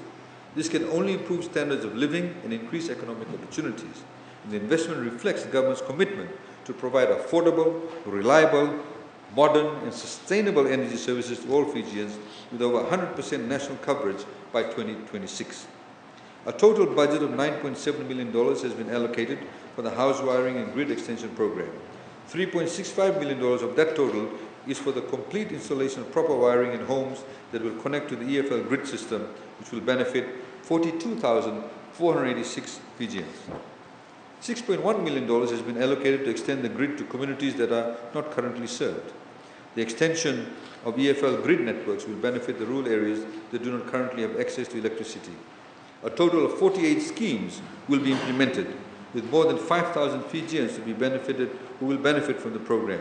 13 in the Central Division, 29 in the Western Division, and 6 in the Northern Division. Mr. Speaker, sir, during the next 3 financial years, the Fijian government will be allocating a sum of around $20 million to fund a total of 177 schemes for which survey and quotations have already been completed by EFL. I've got a long list here, Mr. Speaker, sir, and in the interest of time, I will not read out all of them. But this will actually benefit more than 10,000 Fijians living in all parts of Fiji, and this list can be published later on, sir. Last but not least, Mr. Speaker, sir, government will also ensure that the households in the Central Division that do not have access to electricity in areas such as Korovou, Tailevu, Namosi, Naitasiri, and Serua will also be connected to the grid. Mr. Speaker, sir, agriculture was one of our most consistent drivers of growth through COVID. Some obscurantists deny the investment we have made. But they sound silly when you see our record. With the full support of the government, Fiji's farmers set a record in agricultural exports in the year 2020. Our objective is for that trend to keep rising, exponentially if possible. That starts with recognizing where consumer demand is headed and harnessing technology to step up our scale, particularly in opportunity-rich niches. Mr. Speaker, sir, in order for our agriculture sector to develop, grow and adapt to new markets, social and climate conditions, it will need to adopt new technology. Government is supporting the farm mechanization program with funding of $500,000 and the commercial agriculture development program through procurement of small farming equipment, irrigation kits and other agricultural machinery. Mr. Speaker, sir, many large-scale livestock farmers essentially have been on their self. Self, which is a new initiative called Successful Entrepreneurs in Livestock Farming, is about those who are already big but have hardly received any or no assistance at all, but we want to assist them to grow now even bigger and get more cattle, pigs, sheep and goat. With some assistance, Mr. Speaker, sir, they will be able to increase the number of animals under their production and care and build larger livestock businesses. We have farmers up in Kayasi, across the river on the Kavananga south side. They can only access through the West Bank. But there are farmers there with 300 herd of cattle, 200 goats, 100 sheep, with no assistance, but they've done it on their own. These are the people we must actually carry forward because they will increase the food capacity of this country. Mr. Speaker, sir, by providing some assistance to them, we will be able to increase the number of animals under the production and care and build larger livestock businesses. This will expand the market for meats, eggs and other animal products, introduce more competition in the market and lend to higher quality and lower prices in the long term. By helping the big boys and big girls, now we can empower them to become even bigger producers. $350,000 will be allocated to get this program off the ground, sir. Mr. Speaker, sir, so far, despite huge price increases for fertilizer and almost all food, the price of sugar has remained remarkably and stubbornly stagnant, globally speaking. We have committed to pay growers $85 per ton, and we will honor that commitment, sir. And we understand that many cane growers want to plant different crops that have greater upside potential, especially small-scale growers. In fact, Mr. Speaker, sir, many people won't tell you this, 43% of sugarcane growers in Fiji cut less than 100 tons per year. But these growers are rightly concerned that if they plant other crops, they'll lose their leases. They're simply holding on to the sugarcane leases because if they don't grow sugarcane, they will lose their leases. They will lose their homes. We, of course, Mr. Speaker, sir, should not allow this to happen. We have people who are unproductive farmers who are still continuing the sugarcane industry simply because they will become landless or they will become squatters if they no longer have their sugarcane lease. We as a government, Mr. Speaker, sir, Prime Minister, the Chairman of TLTB, do not want this to happen. So government is allocating $500,000, Mr. Speaker, sir, to support cane farmers who seek to convert the sugarcane leases to agricultural leases to plant other crops or even just have a residential area. The average age of a cane farmer, Mr. Speaker, sir, is 59 years old. There are some older farmers who also want to give up farming and retire or move away from sugarcane farming into other more lucrative crops. They also will have the option to use a portion of the land and apply for a residential lease. Mr. Speaker, sir, we will facilitate and work with the landowners, to TLTB and the farmers to help them obtain new leases and other assistance to have lucrative livelihoods and have peace of mind through residential leases. They will no longer be hostage to a system that keeps them chained to the cane industry even though they do not want to be part of the industry. Mr. Speaker, sir, Still on sugar, the global spike in prices isn't affecting food and fuel. It is also affecting the price of fertilizer, which is a global commodity with a price that can be influenced by multiple market factors beyond the control of producers.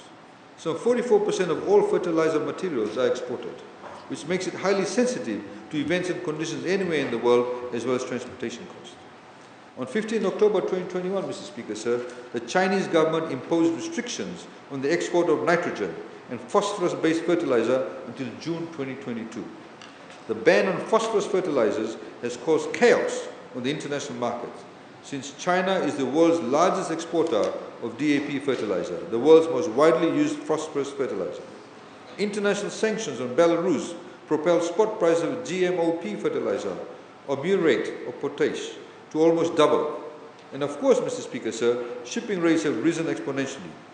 Pre-COVID fertilizer, Mr. Speaker, sir, was about $45 per bag. Now it's more than $80 per bag.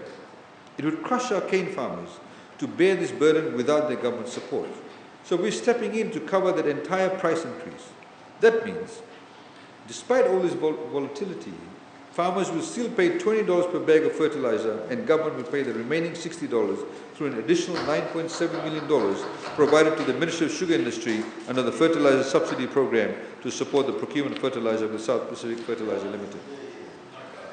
Mr. Speaker, sir, it has long been this government's philosophy to create an environment that allows people and communities to use their land in ways that best benefit them. Land is an asset that should be cherished and used wisely. Where possible, that asset should become a cash-generating vehicle for our communities. To ensure that international benchmarks are respected and best practices followed in land valuations, both the Ministry of Lands and the TLTB shall outsource valuations to ensure that the landowners and the lessees get the true market value of the land. This will result in efficient and impartial valuations by sector experts and ensure that landowners get the appropriate valuation of the land.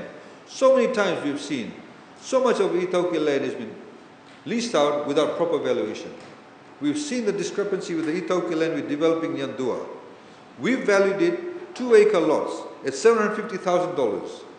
Just 20 meters away, 5 acres of land has been leased out at 99-year lease at $350,000. Mr. Speaker, so getting independent valuers will help the landowners and also help the lessees. Mr. Speaker, sir, the lengthy delays that people have experienced in the survey process before leases can be finalized is unacceptable, and the economy has suffered needlessly for these inefficiencies. We have set up a working group with the TLTB, the Ministry of Lands, Department of Town and Country Planning, and the Ministry of Economy to address the backlog of surveys and streamline processes moving forward. An MOU among these entities was signed today to establish a common purpose and commit the 4 agencies to cooperate fully and share information. These key agencies will be connected to TLTB's Land Development Vetting portal, allowing surveyors and development authorities to connect through a digital platform to check the status of each survey. We will be allocating $50,000 for the facilitation of resolutions to lease complaints by the working group. They will send teams to go out on the ground to attend to your complaints on lease matters and ensure we solve lease issues efficiently. Mr. Speaker, an additional $100,000 is being provided to the Plan Assessment Unit with the Ministry of Lands and Department of Town and Country Planning, respectively, to provide additional staff solely focused on assisting the working group to clear the backlog of surveys and address all complaints. Mr. Speaker, sir, TLTB has recognized that some of the subdivisions were not carried out professionally in the past. In a number of cases, lots sold became landlocked since they had no access to roads in the subdivision. There are tenants with agreements who have been languishing for years as a result. To ensure landowners get proper lease returns and get the full value, and tenants get proper lease documents, and tenants get proper leases, we'll be providing an allocation of $1 million to TLTB for the development of access roads and to connect more than 200 tenants to public roads. This will possibly affect subdivisions such as in Batiki, Wailase, Naitasiri, Vuniveitau, and Nailonga and Dravo, Vitilevu in Korovo, Notokia and Vatia in the north, and in places like Sambeto, Mr. Speaker, and many others. This, Mr. Speaker, is a sign of things to come. TLTB will now be moving into pre-packaging comprehensively schemed division lots. This will again increase the value of the Itauke land. The development of comprehensively schemed divisions and access roads will fully involve outsourcing of services by TLTB for civil work contractors, engineers, surveying, valuation and planning for selected subdivisions, and working closely with the Town and Country Planning Office. Mr. Speaker, sir, a further $1 million is being provided to people with disabilities and low-income families facing financial hardships to pay for their residential and agricultural arrears. This will allow those in need to clear arrears and be in a better position with TLTB and the Ministry of Lands where lease renewals are considered. TLTB will also provide those individuals facing financial difficulties the option of a payment plan for lease renewals and lease offers. To further assist those in the agriculture sector, in this budget we are allocating $500,000 to fund the cost of surveying of agricultural leases. We have not forgotten those facing financial difficulties with residential leases also, and will also provide $500,000 for the surveying of residential leases. This will all through the joint cooperation of TLTB, the Ministry of Lands, to ensure that we unlock land, provide more returns to landowners, and expedite much-needed economic recovery. Mr. Speaker, sir, we have spoken of some of the reforms we need in rural land leasing and development. But people in towns and urban centres often have the same ambitions, anxieties, and frustrations over land use and development as as dwellers, and also and those in the city too have faced the same anxieties as rural dwellers. Our regulations have long placed unnecessary obstacles in the way of people who wish to develop urban property or lease rural land. Whether you're an entrepreneur who wants to build apartments in Nandi or a subdivision in Lautoka, or an aging cane farmer who wants to retire on his leased land, you will encounter the same headwinds. We are removing those headwinds, Mr. Speaker, sir. Mr. Speaker, sir, as our recovery progresses, it is vital that we create opportunities for development by quite simply making it easier to invest, build and construct in Fiji. We also have to recognize important ways that the pandemic has changed our society and changed the regulations to give steam to some of the positives of the pandemic. The Town Planning Act, which was enacted in 1946, has procedures and processes in place that were relevant in that period.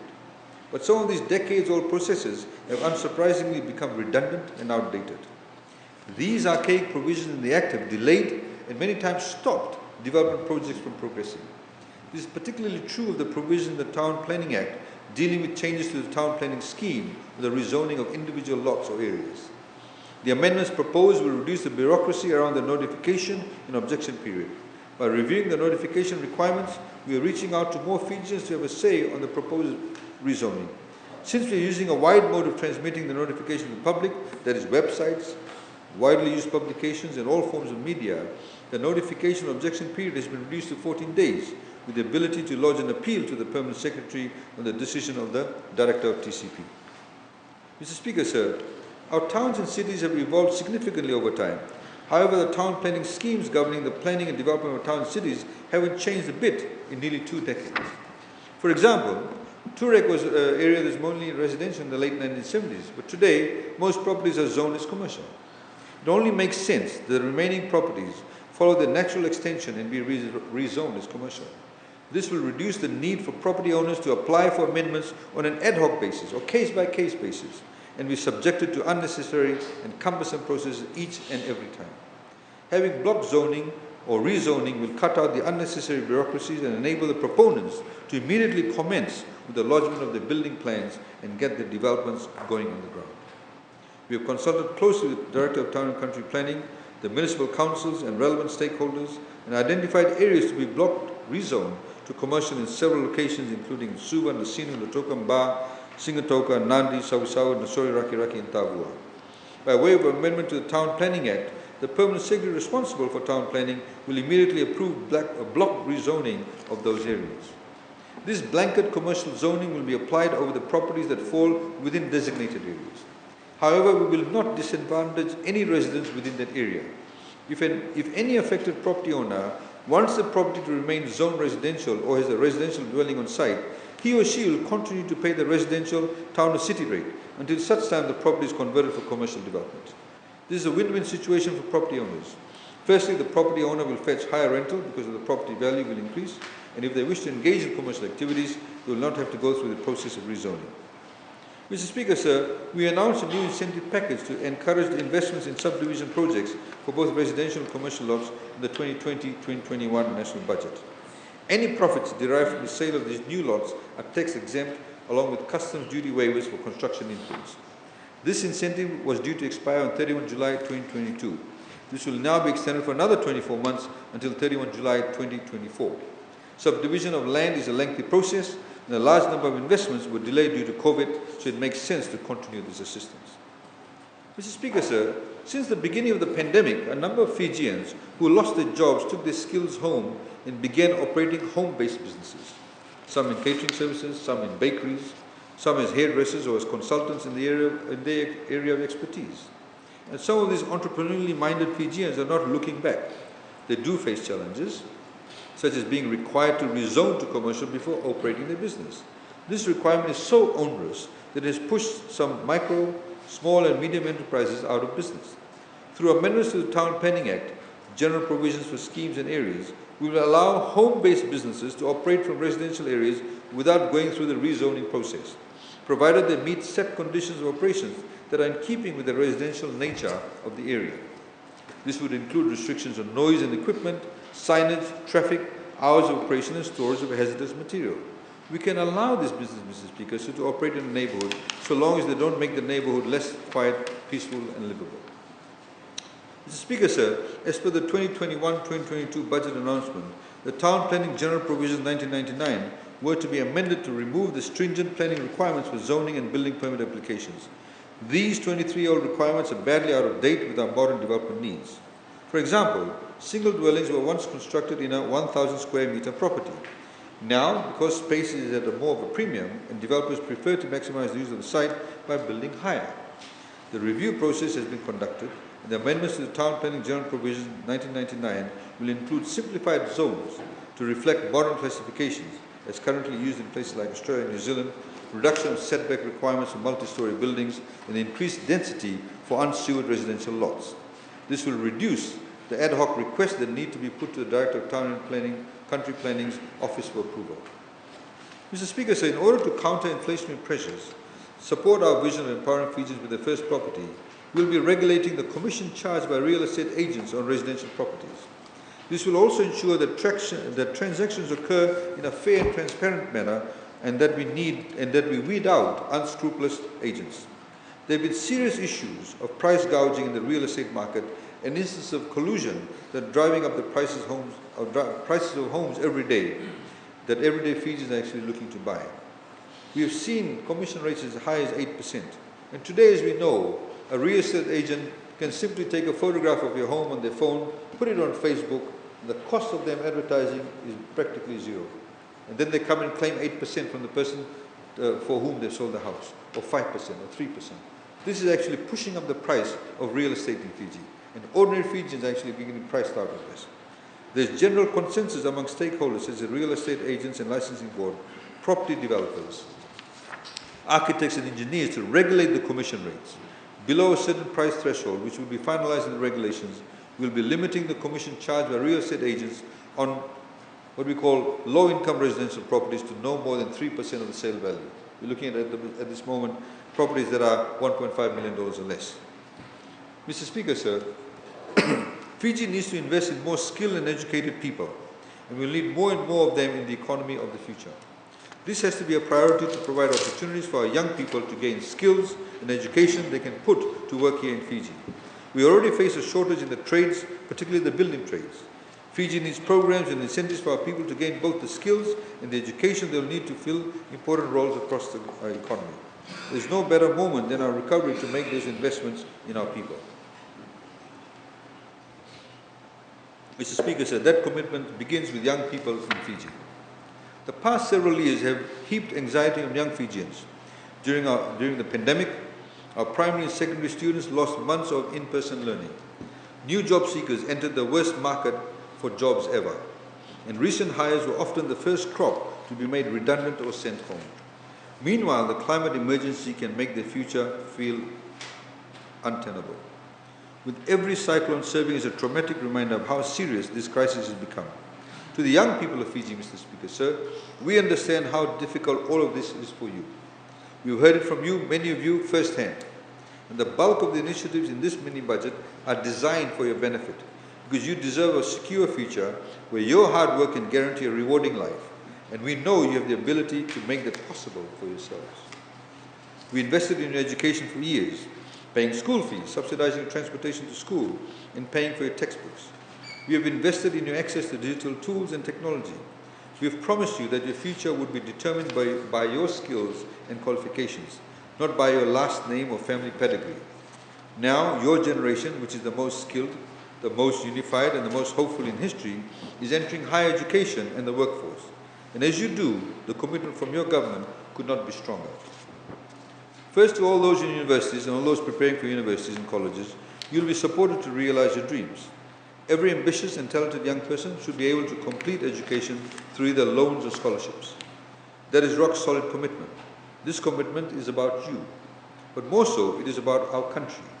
Our recovery, our enterprise and industry and our economy cannot be sustained if we do not invest in you, especially young people. We cannot progress if we do not invest in our people, across all the skills and capabilities that are needed for a modern economy.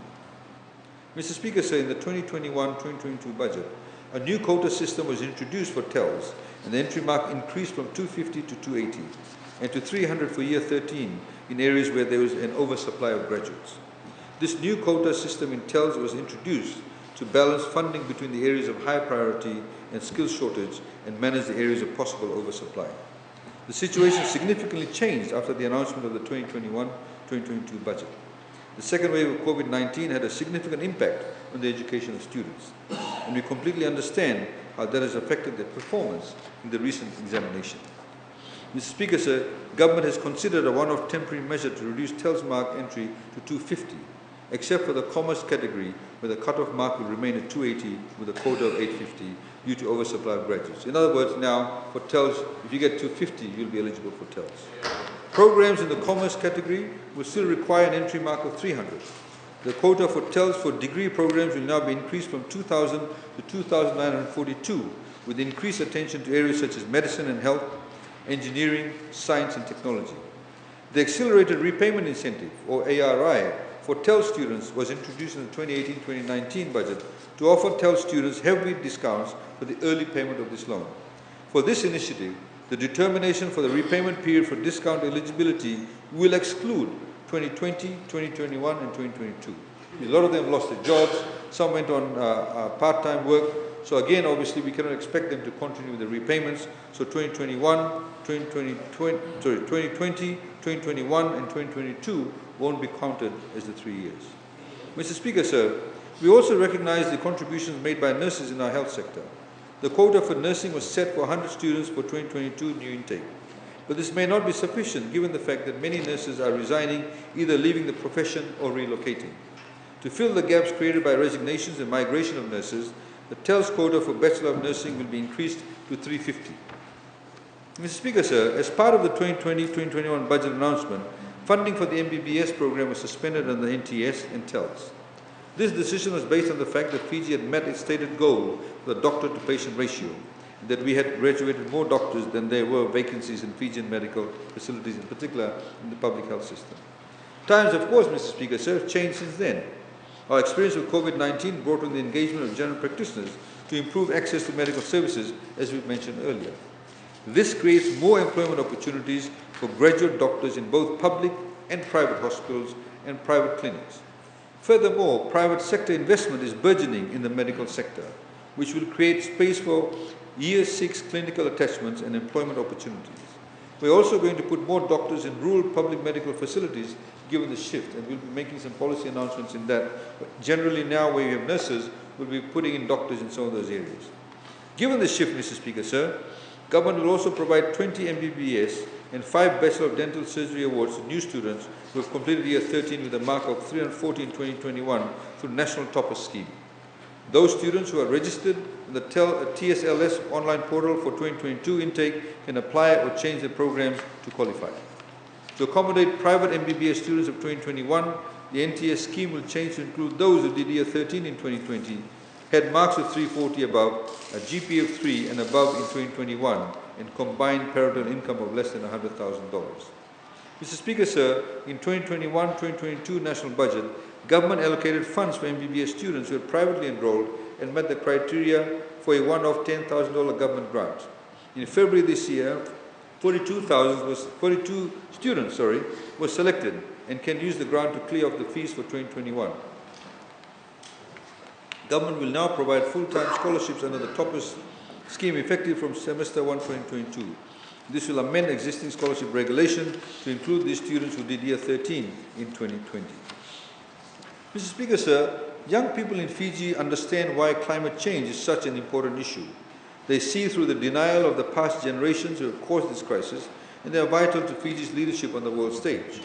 But we know, Mr. Speaker, sir, young Fijians don't just recognize the problems. They want to know what they can do about it. They want to become the experts. They want to be the leaders. And it is our duty to give them that chance by becoming a hub for the world's climate policy research, especially in climate adaptation.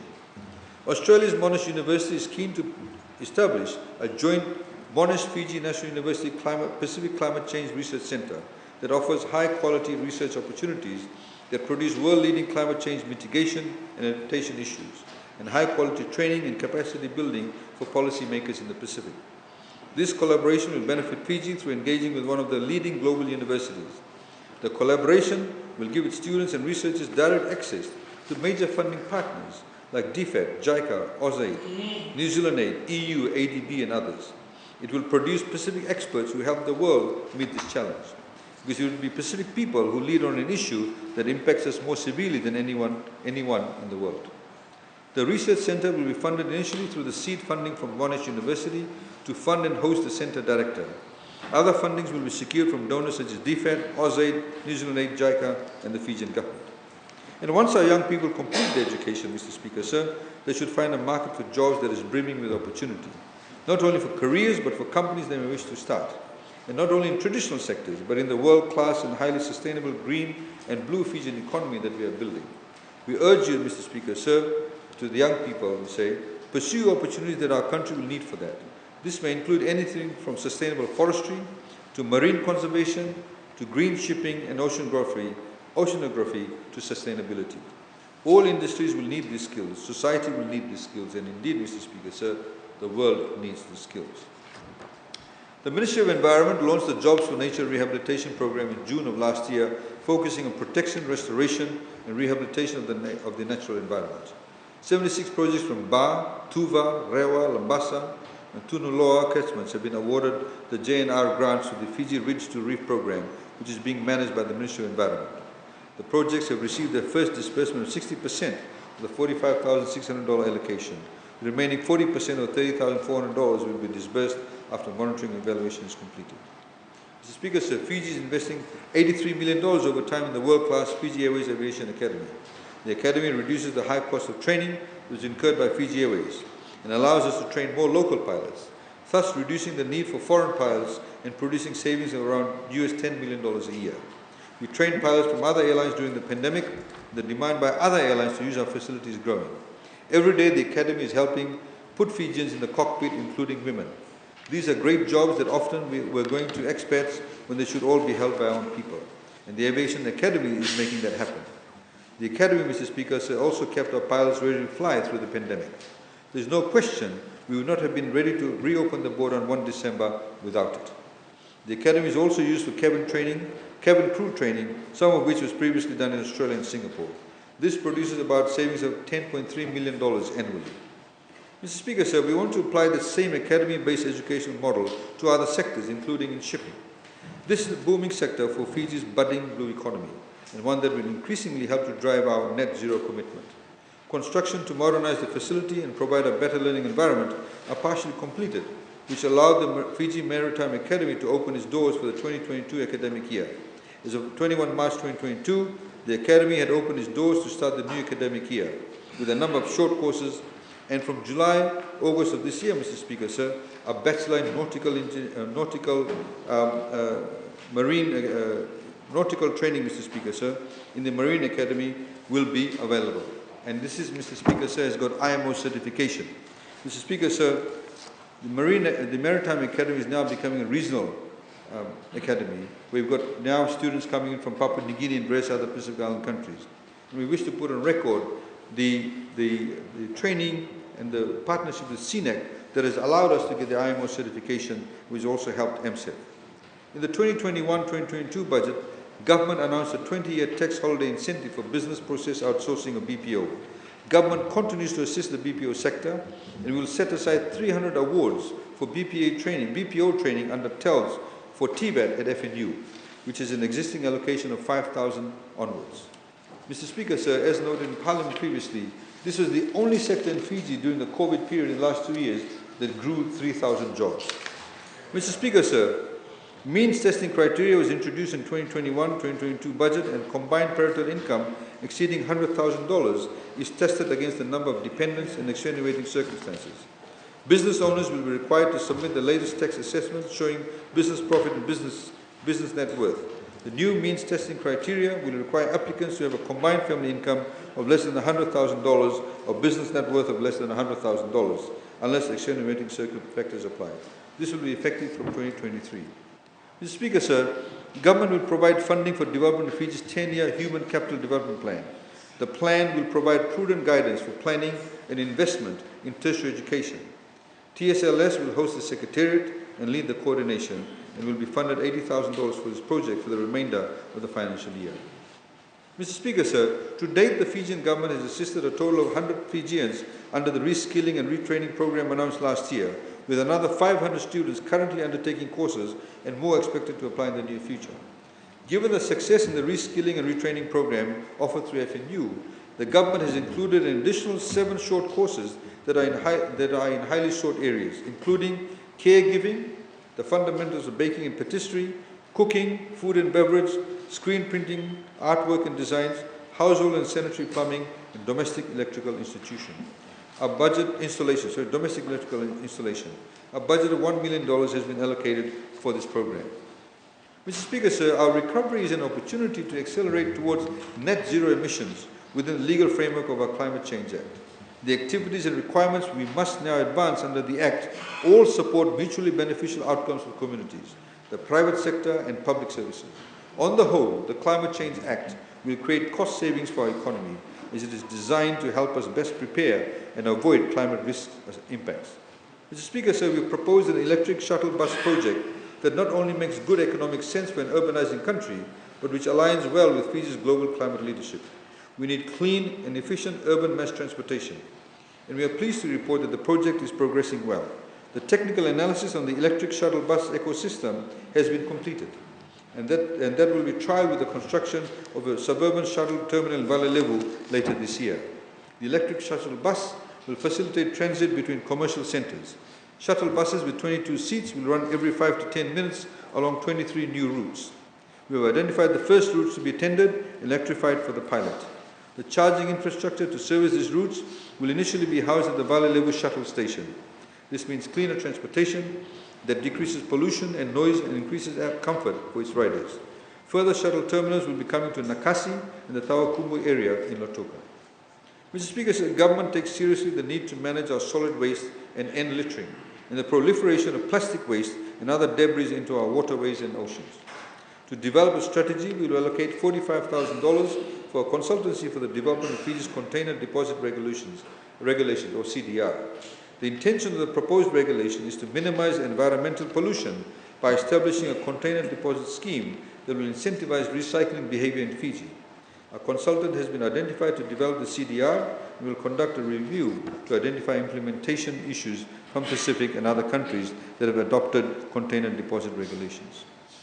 Mr. Speaker, sir, court hearings were limited during the COVID-19 pandemic for safety reasons, which caused new cases to accumulate and remain unresolved. And now that we're in a post-pandemic era, the judiciary has positioned additional judges and magistrates around the country to hear the pending cases. We recognize that justice delayed, of course, is justice denied. So $600,000 is provided to supplement the judiciary's operations. Mr. Speaker, sir, government also continues to strengthen the services of the Fiji's judicial sector through the construction of the new Nasinu and Bar Magistrates Courts, for which an additional $2 million is allocated. The new courts will increase the backlog of cases, lack of space for breastfeeding mothers, attending family court, and congested staffing spaces. Currently, Mr. Speaker, sir, a person only needs to be lawfully present in Fiji for 10 out of the 15 years prior to lodging an application for naturalization. We will be increasing the requisite aggregate period to 15 out of the 20 years to protect and enhance the value of the Fijian citizenship. While citizenship is becoming more difficult to obtain, we are adopting a more liberal approach for those looking to obtain work permits and investors seeking to establish permanent residency. Mr. Speaker, sir, as we all know, taxis play an important role in providing accessibility to many Fijians because they give us flexibility. And yet the system we now use limits the very flexibility that people require from a taxi service. Fiji will now do away with the base and stand system and adopt the open taxi ranking system, OTRS. For the taxi industry, this is the most important change in 33 years. Fiji has over a total of 4,222 valid taxi permit holders who will now operate one of the 453 open taxi ranks, 264 existing ranks and 135 new ones. Mr. Speaker, sir, the open rank system is designed to ensure that service is efficient and reliable while giving the taxi operator more opportunity. The open taxi rank system allows taxis to operate from any rank within the designated areas of operation on a first in, first out basis or on a rotational basis. So all taxi operators can pick up passengers in a fair and orderly manner and avoid illegal operations, particularly private vehicles operating as public service vehicles. The framework also allows taxi drivers to operate as and when they wish to. The system will be effective from 25 April 2022. Mr. Speaker, sir, we should note that this policy does not apply to private taxi bases, which are a commercial arrangement between the taxi operator and the base owners. But taxis operating from private taxi bases will not be allowed to pick up passengers outside the private base of operation or from any of the 453 open taxi ranks. The introduction of the open taxi rank system has meant the removal of paid bases and stands in Fiji. You don't have to anymore pay the base stand fees. The fees formerly associated with bases and stands will be replaced with an annual PSV levy to be paid at the time of annual vehicle registration at the LTA. LTA will soon announce the amount of levy and as to when it will commence. Previously, driving instructor licenses were issued for 5 years, but subject to annual renewal. Driving school permits were issued for 3 years, but subject to yearly renewals. We'll be removing the requirement for annual renewal. These changes will remove the unnecessary burden of yearly renewals in terms of licensing requirements for existing driving school and driving instructors permit, or DIP holders. The idea is to promote self-development among driving school and DIP holders and reduce bureaucracy. The LTA recognizes the important role driving schools and DIP holders play in molding the skills and mindsets of future drivers. Through this amendment, government is expressing its trust in the responsibility and trustworthiness of driving schools and licensed driving instructors to give sound instruction and comply with regulations. Mr. Speaker, sir, government will continue to pay for the police clearance report fees for those who need it as a job requirement or for obtaining a PSV driving license. That is for taxi drivers, bus drivers, minibus drivers and carrier drivers. Given that police clearance is also an essential LTA requirement for both PSV drivers and, for example, employment opportunities, from 14 April 2022, police clearance will be obtained from all LTA offices. It will be a one-stop shop, and the Fiji Police Force will have a MOU with LTA to implement this initiative. At the moment, if you are, for example, in Tavua, to get your police clearance, you have to come to Suva, or go to Lotoka, or go to Nandi. Now you'll simply be able to go and make the application at the LTA office, and then you'll get your police clearance from there once the police actually give it to you. So it stops all the funding that's required for you to get your clearance. Mr. Speaker, sir, in order to keep local trading activities and businesses afloat, an allocation of $500,000 has been set aside for trade enhancement. This program, Mr. Speaker, sir, is essentially a lifeline of $500 will be provided to successful applicants who are recovering from the impact of COVID-19 and aim to kickstart their business. For instance, Mr. Speaker, sir, we met a lady in her 50s in Nandi who was a spa worker at one of the resorts. During the pandemic, she was laid off, so she took the spa home and started her own business from Nandi. Her reputation earned her customers all the way in Suva, particularly among expatriates. So she would hire a vehicle, grab a spa table and take it to Suva, a costly process. The costs were eating up her profits and leaving her with nothing to support her family. So she asked government to help her buy a second-hand table that could be kept in Suva. That allows her to hire a smaller vehicle and keep more money in her pocket. That's the sort of initiative we would like to see and are happy to support. There are many tradespeople who want some startup tools. They don't necessarily want to go and get a loan, but just with a few things, they'll be able to start up their own business. And we've seen that evolution take place in the workplace environment. Mr. Speaker, sir, this startup cash program will be administered to the Ministry of Commerce, Trade, Tourism and Transport. More details around this program will be announced soon. Mr. Speaker, sir, we overcame the pandemic together through the everyday heroism of civil servants, members of the private sector, and our development partners who stepped up when Fiji needed them mostly. We particularly want to thank the governments and people of Australia, New Zealand, India and the United States for their support, in particular the vaccine support. We have allocated $250,000 towards a civil service recognition program whereby these development partners, private sector partners and civil servants who served the nation during the COVID-19 pandemic will be recognized for their outstanding courage, compassion and commitment. Mr. Speaker, so we're also going to further ingrain the spirit of service and patriotism in the culture of civil service. We've already placed merit at the centre of civil service at every level, and our civil service has responded. Some, of course, have responded far better than others. And Mr. Speaker, sir, we need to be able to ensure that we marshal these resources and ensure that we're efficient government services. The highest performers are setting an example and creating a culture of pride and higher standards. The next step is to put measures in place to build on the better services we offer the public. A customer service guideline for the whole of civil service has been drafted that consolidates all aspects of processes and activities to provide services to the Fijian public. This guideline will reinforce the policies and procedures already in place by providing standard tools that our civil servants will use to ensure that our citizens receive timely, reliable, effective and impartial services. The guideline sets standards of performance with emphasis on face-to-face and virtual modes of engagement and provides guidance on managing complaints, feedback, surveys, form design, customer relationship and risk. Fijians who use government services should expect to be treated with respect as a baseline. Our civil servants need to be courteous and need to be empathetic. Our citizens should feel that questions are taken seriously and answered honestly and promptly. When they need to provide information to the government, it should be easy to do through forms that are appropriately designed. Our service areas must create a welcoming environment and place customers at the centre of service delivery. We want to encourage feedback, including complaints, because that will help us improve. Our citizens need to be addressed as Mr. or Ms. or Madam or Sir. This guideline is going to be user-friendly and provides detailed steps that can be easily incorporated into each ministry's work processes and adapted by the frontline civil servants on duty. Government, Mr. Speaker, sir, is conducting a thorough civil service salary review to determine appropriate competitive remuneration. That is, salary and benefit for positions we know that require scarce skills and personnel that we need to retain. We've seen this continuously. Highly sought after civil servants get poached by multinational agencies and other regional agencies. There will be a review of the civil service salaries for retention and scarce skills. An allocation of $50,000 has been provided for this exercise. The position, for example, Mr. Speaker, so Principal Veterinary Officer is a good example. The 2017 job evaluation exercise determined that the skills required for the job did not exist in this country, let alone in the civil service.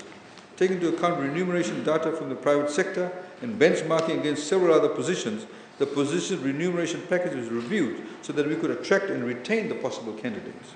The same has been done for several other positions in government. This study, Mr. Speaker, sir, will allow for more comprehensive review in lieu of ad hoc application of job evaluation guidelines. Mr. Speaker, sir.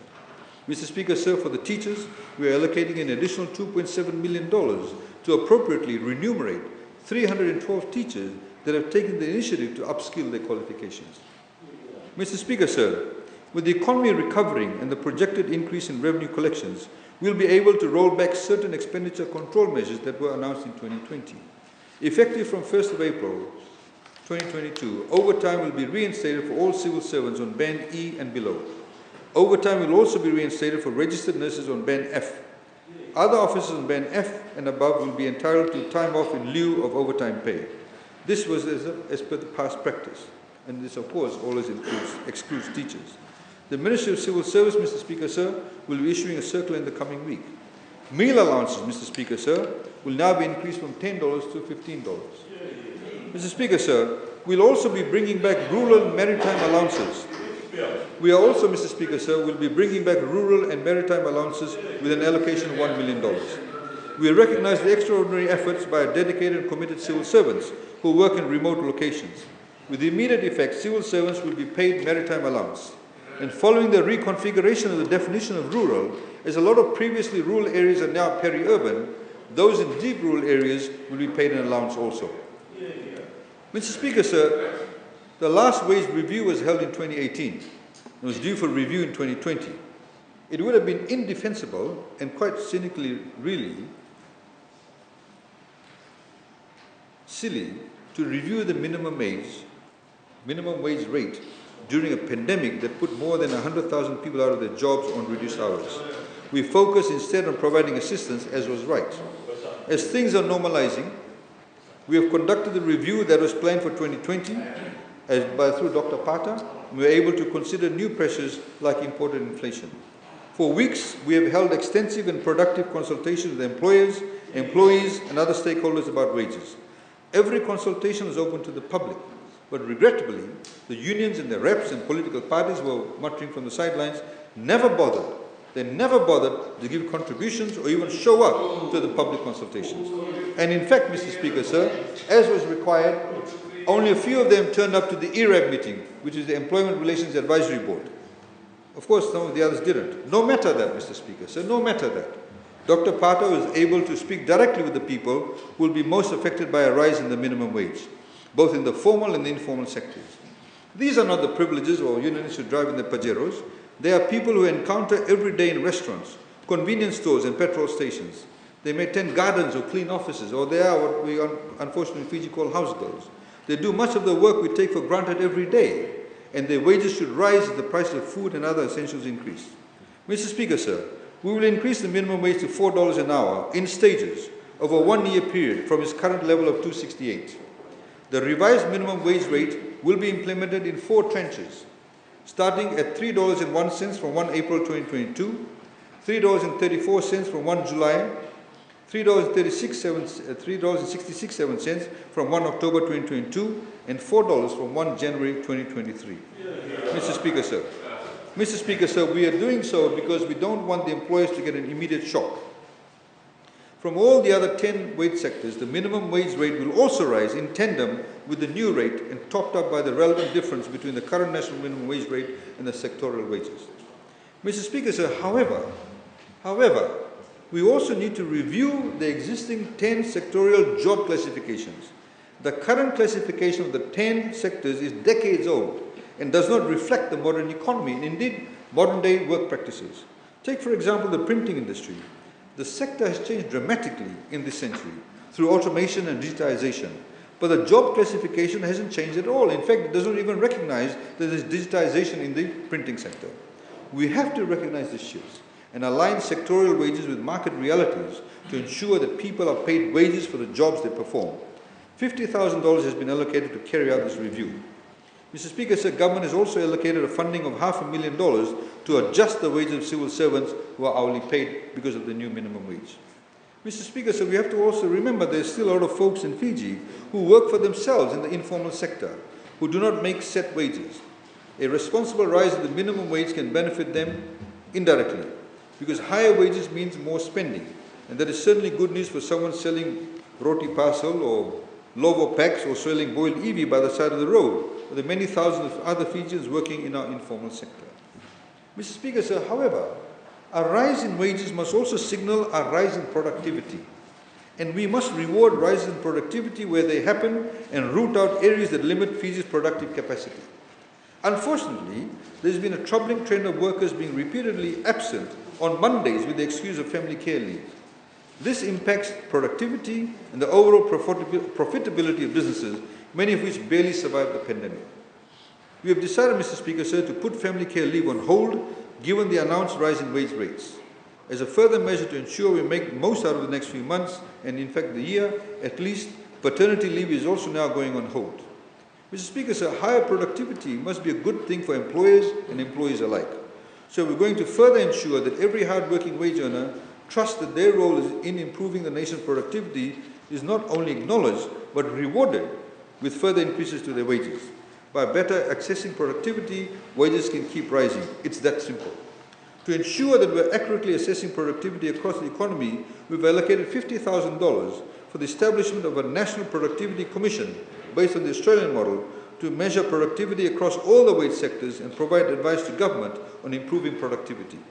This commission will not work in isolation. It will be a partner to employers and employees to address issues and complaints as they arise and identify where further wage increase can make the most difference for the economy. Mr. Speaker, sir, we now get on to tax reform. Mr. Speaker, sir, we announced an entirely new tariff structure in the 2020-2021 national budget that was centered around liberal trade and simplicity. with a special focus on making life more affordable for ordinary people. Duty was reduced on more than 2,000 lines of items, mainly goods that were not manufactured in Fiji. Those duty reductions will all remain. As announced in the 2021-2022 budget, from 31 August 2022, the fiscal duty on imported liquid milk, full cream powdered milk, yogurt, cheese and butter will be reduced to 5% from the current 32%. In line with this policy, Mr. Speaker, the fiscal duty rate on lunch boxes with a thickness of 1.8 millimeters or more and which are not manufactured locally, water bottles, wheelie bins, meat patties and chicken nuggets, both raw and cooked, will be reduced from 32% to 5%. Import excise of 15% will also be removed from lunch boxes, water bottles and wheelie bins. Mr. Speaker, to make wheelie bins affordable in Fiji, government, of course, as I said, will reduce the duty. The high duty is a result of wheelie bins being classified under plastics. The reduction of duty will make wheelie bins affordable and will ultimately lead to people using bins to keep our environment clean. Mr. Speaker, we also have some new reforms to announce to simplify our tax system. We will raise VAT, Mr. Speaker, on 21 non-essential items to 15%. The increase in VAT to 15% will cover goods and services that previously attracted ECAL, such as prescribed services, white goods and certain motor vehicles, and will apply to all turnover in excess of $100,000.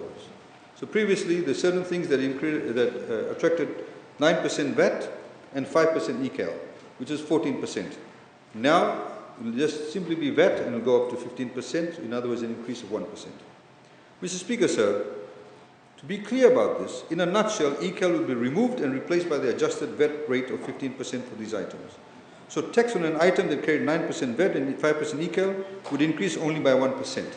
The additional list of goods and services to be taxed at 15% VAT now will include alcohol, tobacco, textiles, clothing and footwear, perfumes, jewelry, watches, stereos and sound systems, and other electrical equipment and professional services such as legal and accounting, management and consultancy, architectural and engineering, scientific research and development, advertising and market research, veterinary activities and other professional, scientific and technical activities. The ECAL on personal income will also be removed, but the 5% rate will be added to the social responsibility levy with the tax burden unchanged for the taxpayer. The ECAL on plastics and super yachts will also be removed and replaced with the plastic levy and the super yacht levy at the same rates. A portion of VAT return, Mr. Speaker, charged on prescribed services will now be directed towards the environment, climate adaptation projects previously funded by ECAL through the trust funds. Those are not the only tax reforms we are announcing tonight, Mr. Speaker, As Mr. Speaker, we announced or explained at the beginning of the start of the announcement, the why behind the painful rise in the price of food and essential items. We are not only raising wages in response, we will be reducing the price of food for everyday Fijians in the most direct possible way that we can. There was a time when 6 basic food items in Fiji were 0 VAT rated.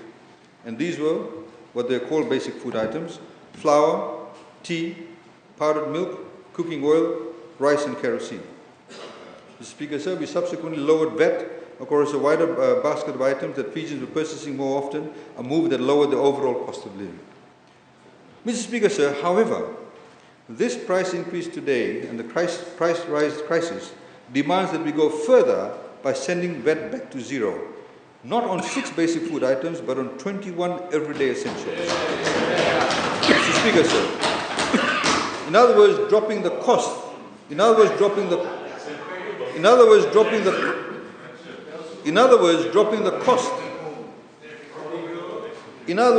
the cost of these items by 9% overnight. From the 1st of April 2022, sugar, flour, rice, canned fish, cooking oil, potatoes, onion, garlic, baby milk, powdered milk, liquid milk, dal, tea, salt, kerosene, and cooking gas are all going to become VAT 0 rated. However, Mr. Speaker, these are not the only items. There are other household essentials that people buy on a daily basis, and these include soap powder for washing, toilet paper, sanitary pads for women, and toothpaste. These will also be 0 rated.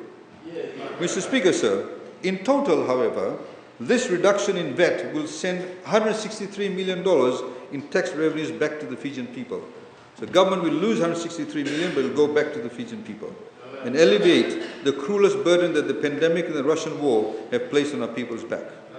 Mr. Speaker, sir, we will continue to review the price of food and other essentials as time goes on. The war could get worse, or God willing, Mr. Speaker, sir, God willing, peace will win out. Either way, we have to maintain a flexible policy posture. And Mr. Speaker, sir, to alleviate the sharp rise in fuel price due to the conflict in Ukraine, we will remove the current 20 cents fuel tax. Mr. Speaker, sir, this will cost government approximately $56 million. Prices, of course, Mr. Speaker, sir, remain volatile, and we will continue to monitor global crude oil prices and the events that are affecting them, such as the war in Ukraine. In the same way, Mr. Speaker, sir, should crude oil prices stabilize, we may be able to reconsider this reduction. Mr. Speaker, sir, to assist the Textile, Clothing and Footwear Council and the industry with rising import freight costs on top of the new increase to the sector minimum wage and to the sector minimum wages, government for the next 3 years will provide the TCF Council a marketing grant of $100,000 a year to allow them to secure markets to expand. In addition, the TCF sector will be waived for customs entry for commercial consignments below $1,500 by FRCS. Mr. Speaker, sir, overall government will also provide for the next 3 years a 200% tax deduction to those employers who will be paying maternity leave for their staff, a move we highly encourage for the sake of the mums of Fiji. Mr. Speaker, sir, and lastly, the interest on bank accounts totaling less than $1,000 in a year will be exempt from the resident interest withholding tax. This exemption covers more than 75% of holders of interest-earning bank accounts. People with low bank deposits, recipients of social welfare funds, senior citizens and students will benefit from this exemption. They will not be required to apply for certification of exemption. Mr. Speaker, sir, last year, there were 2 moments that lifted our spirits when they needed lifting most. And those were the Olympic gold and bronze victories for our men's and women's sevens-a-side. Sport, of course, Mr. Speaker, sir, has a special place in Fijian life. None more than so rugby. So tonight we've saved a special final announcement about what is next for the game that means so much for our national life. Our Drua have landed in Super Rugby and made an immediate impact, putting eyes on Fiji globally. We'll all be able to see them in action around this time tomorrow evening in Melbourne, hopefully opposition won't stay too long here, against the Rebels. We want to make sure that Fiji secures its permanent place in Super Rugby, and we know that will depend on more than just the skill and heart of our athletes. It requires a full financial commitment. To support the Fiji Rugby Union and the Fijian Drua in meeting the New Zealand Rugby Union's financing requirements for Super Rugby Pacific, the Fijian government will invest $6 million for 51% shareholding in the Counter Ruck Pte Limited, or CRL, which was established by the Fiji Rugby Union to own and operate the Fijian Drua. The FRU had requested a grant, but government is unable legally to give a grant to a private company. We can, however, take a share in the company and divest it at a later stage. Through this revised budget, the Fijian government will allocate the first tranche investment of $3 million for 25.5% shareholding. The second tranche investment of an additional $3 million will be undertaken by December of 2022 to secure the total 51%. By December 2022, the Fiji Rugby Union will own 49% shareholding, while the Fijian government will own 51%. FRU will maintain the management control of the company, and government will consider divesting shares once an opportunity arises. Additionally, CRL will be granted a 13-year income tax holiday and will be provided a waiver for customs duty on goods imported specifically for Fijian Drua-related venues and high-performance base from 1 July 2022 to 30 June 2023.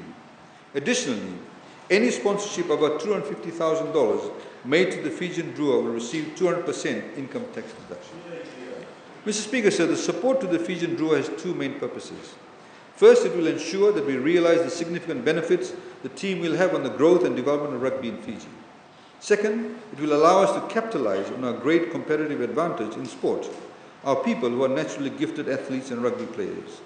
The Fijian Drua, Mr. Speaker, sir, provides an avenue for Fijian players to pursue a professional sports career right here in the Pacific, which will further strengthen grassroots rugby. Home matches played in Fiji will become important sports tourism events. They will create jobs attract a large number of tourists and generate a great deal of economic activity, a spirit very much in keeping with the budget we announced tonight. Mr. Speaker, sir, most of these changes are coming into effect from 1 April, which just so happens to be April Fool's Day. Let us be perfectly clear that the only fools in Fiji on that day will be those who oppose these meaningful measures to aid our people, create new opportunities and build on our recovery. The only fools will be those who oppose VAT going to 0 on 21 everyday items, those who oppose the reductions of fiscal duties on fuel, the rise in wage rates and the assistance heading for the people of the Northern Division. Only fools could oppose a budget that widens higher quality healthcare access for our people. Only fools would oppose the maintenance of civil service salaries, the return of the overtime pay, the increase in meal allowances, the reinstatement of maritime allowances, and the increase in TELS loans and topper scholarships. Only fools would say no to clearing the backlog of land that should be surveyed, and the new assistance to those looking to build or buy their first home. And truly, Mr. Speaker, sir, only a fool would deny the opportunity to become a shareholder of the DRUA and become part of the future of Subarati. Mr. Speaker, sir, the question on the mind of the nation is, what is next? And this budget, Mr. Speaker, sir, is the answer.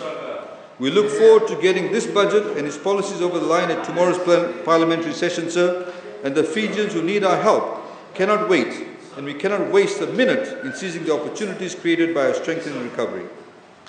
Thank you, Mr. Speaker, sir.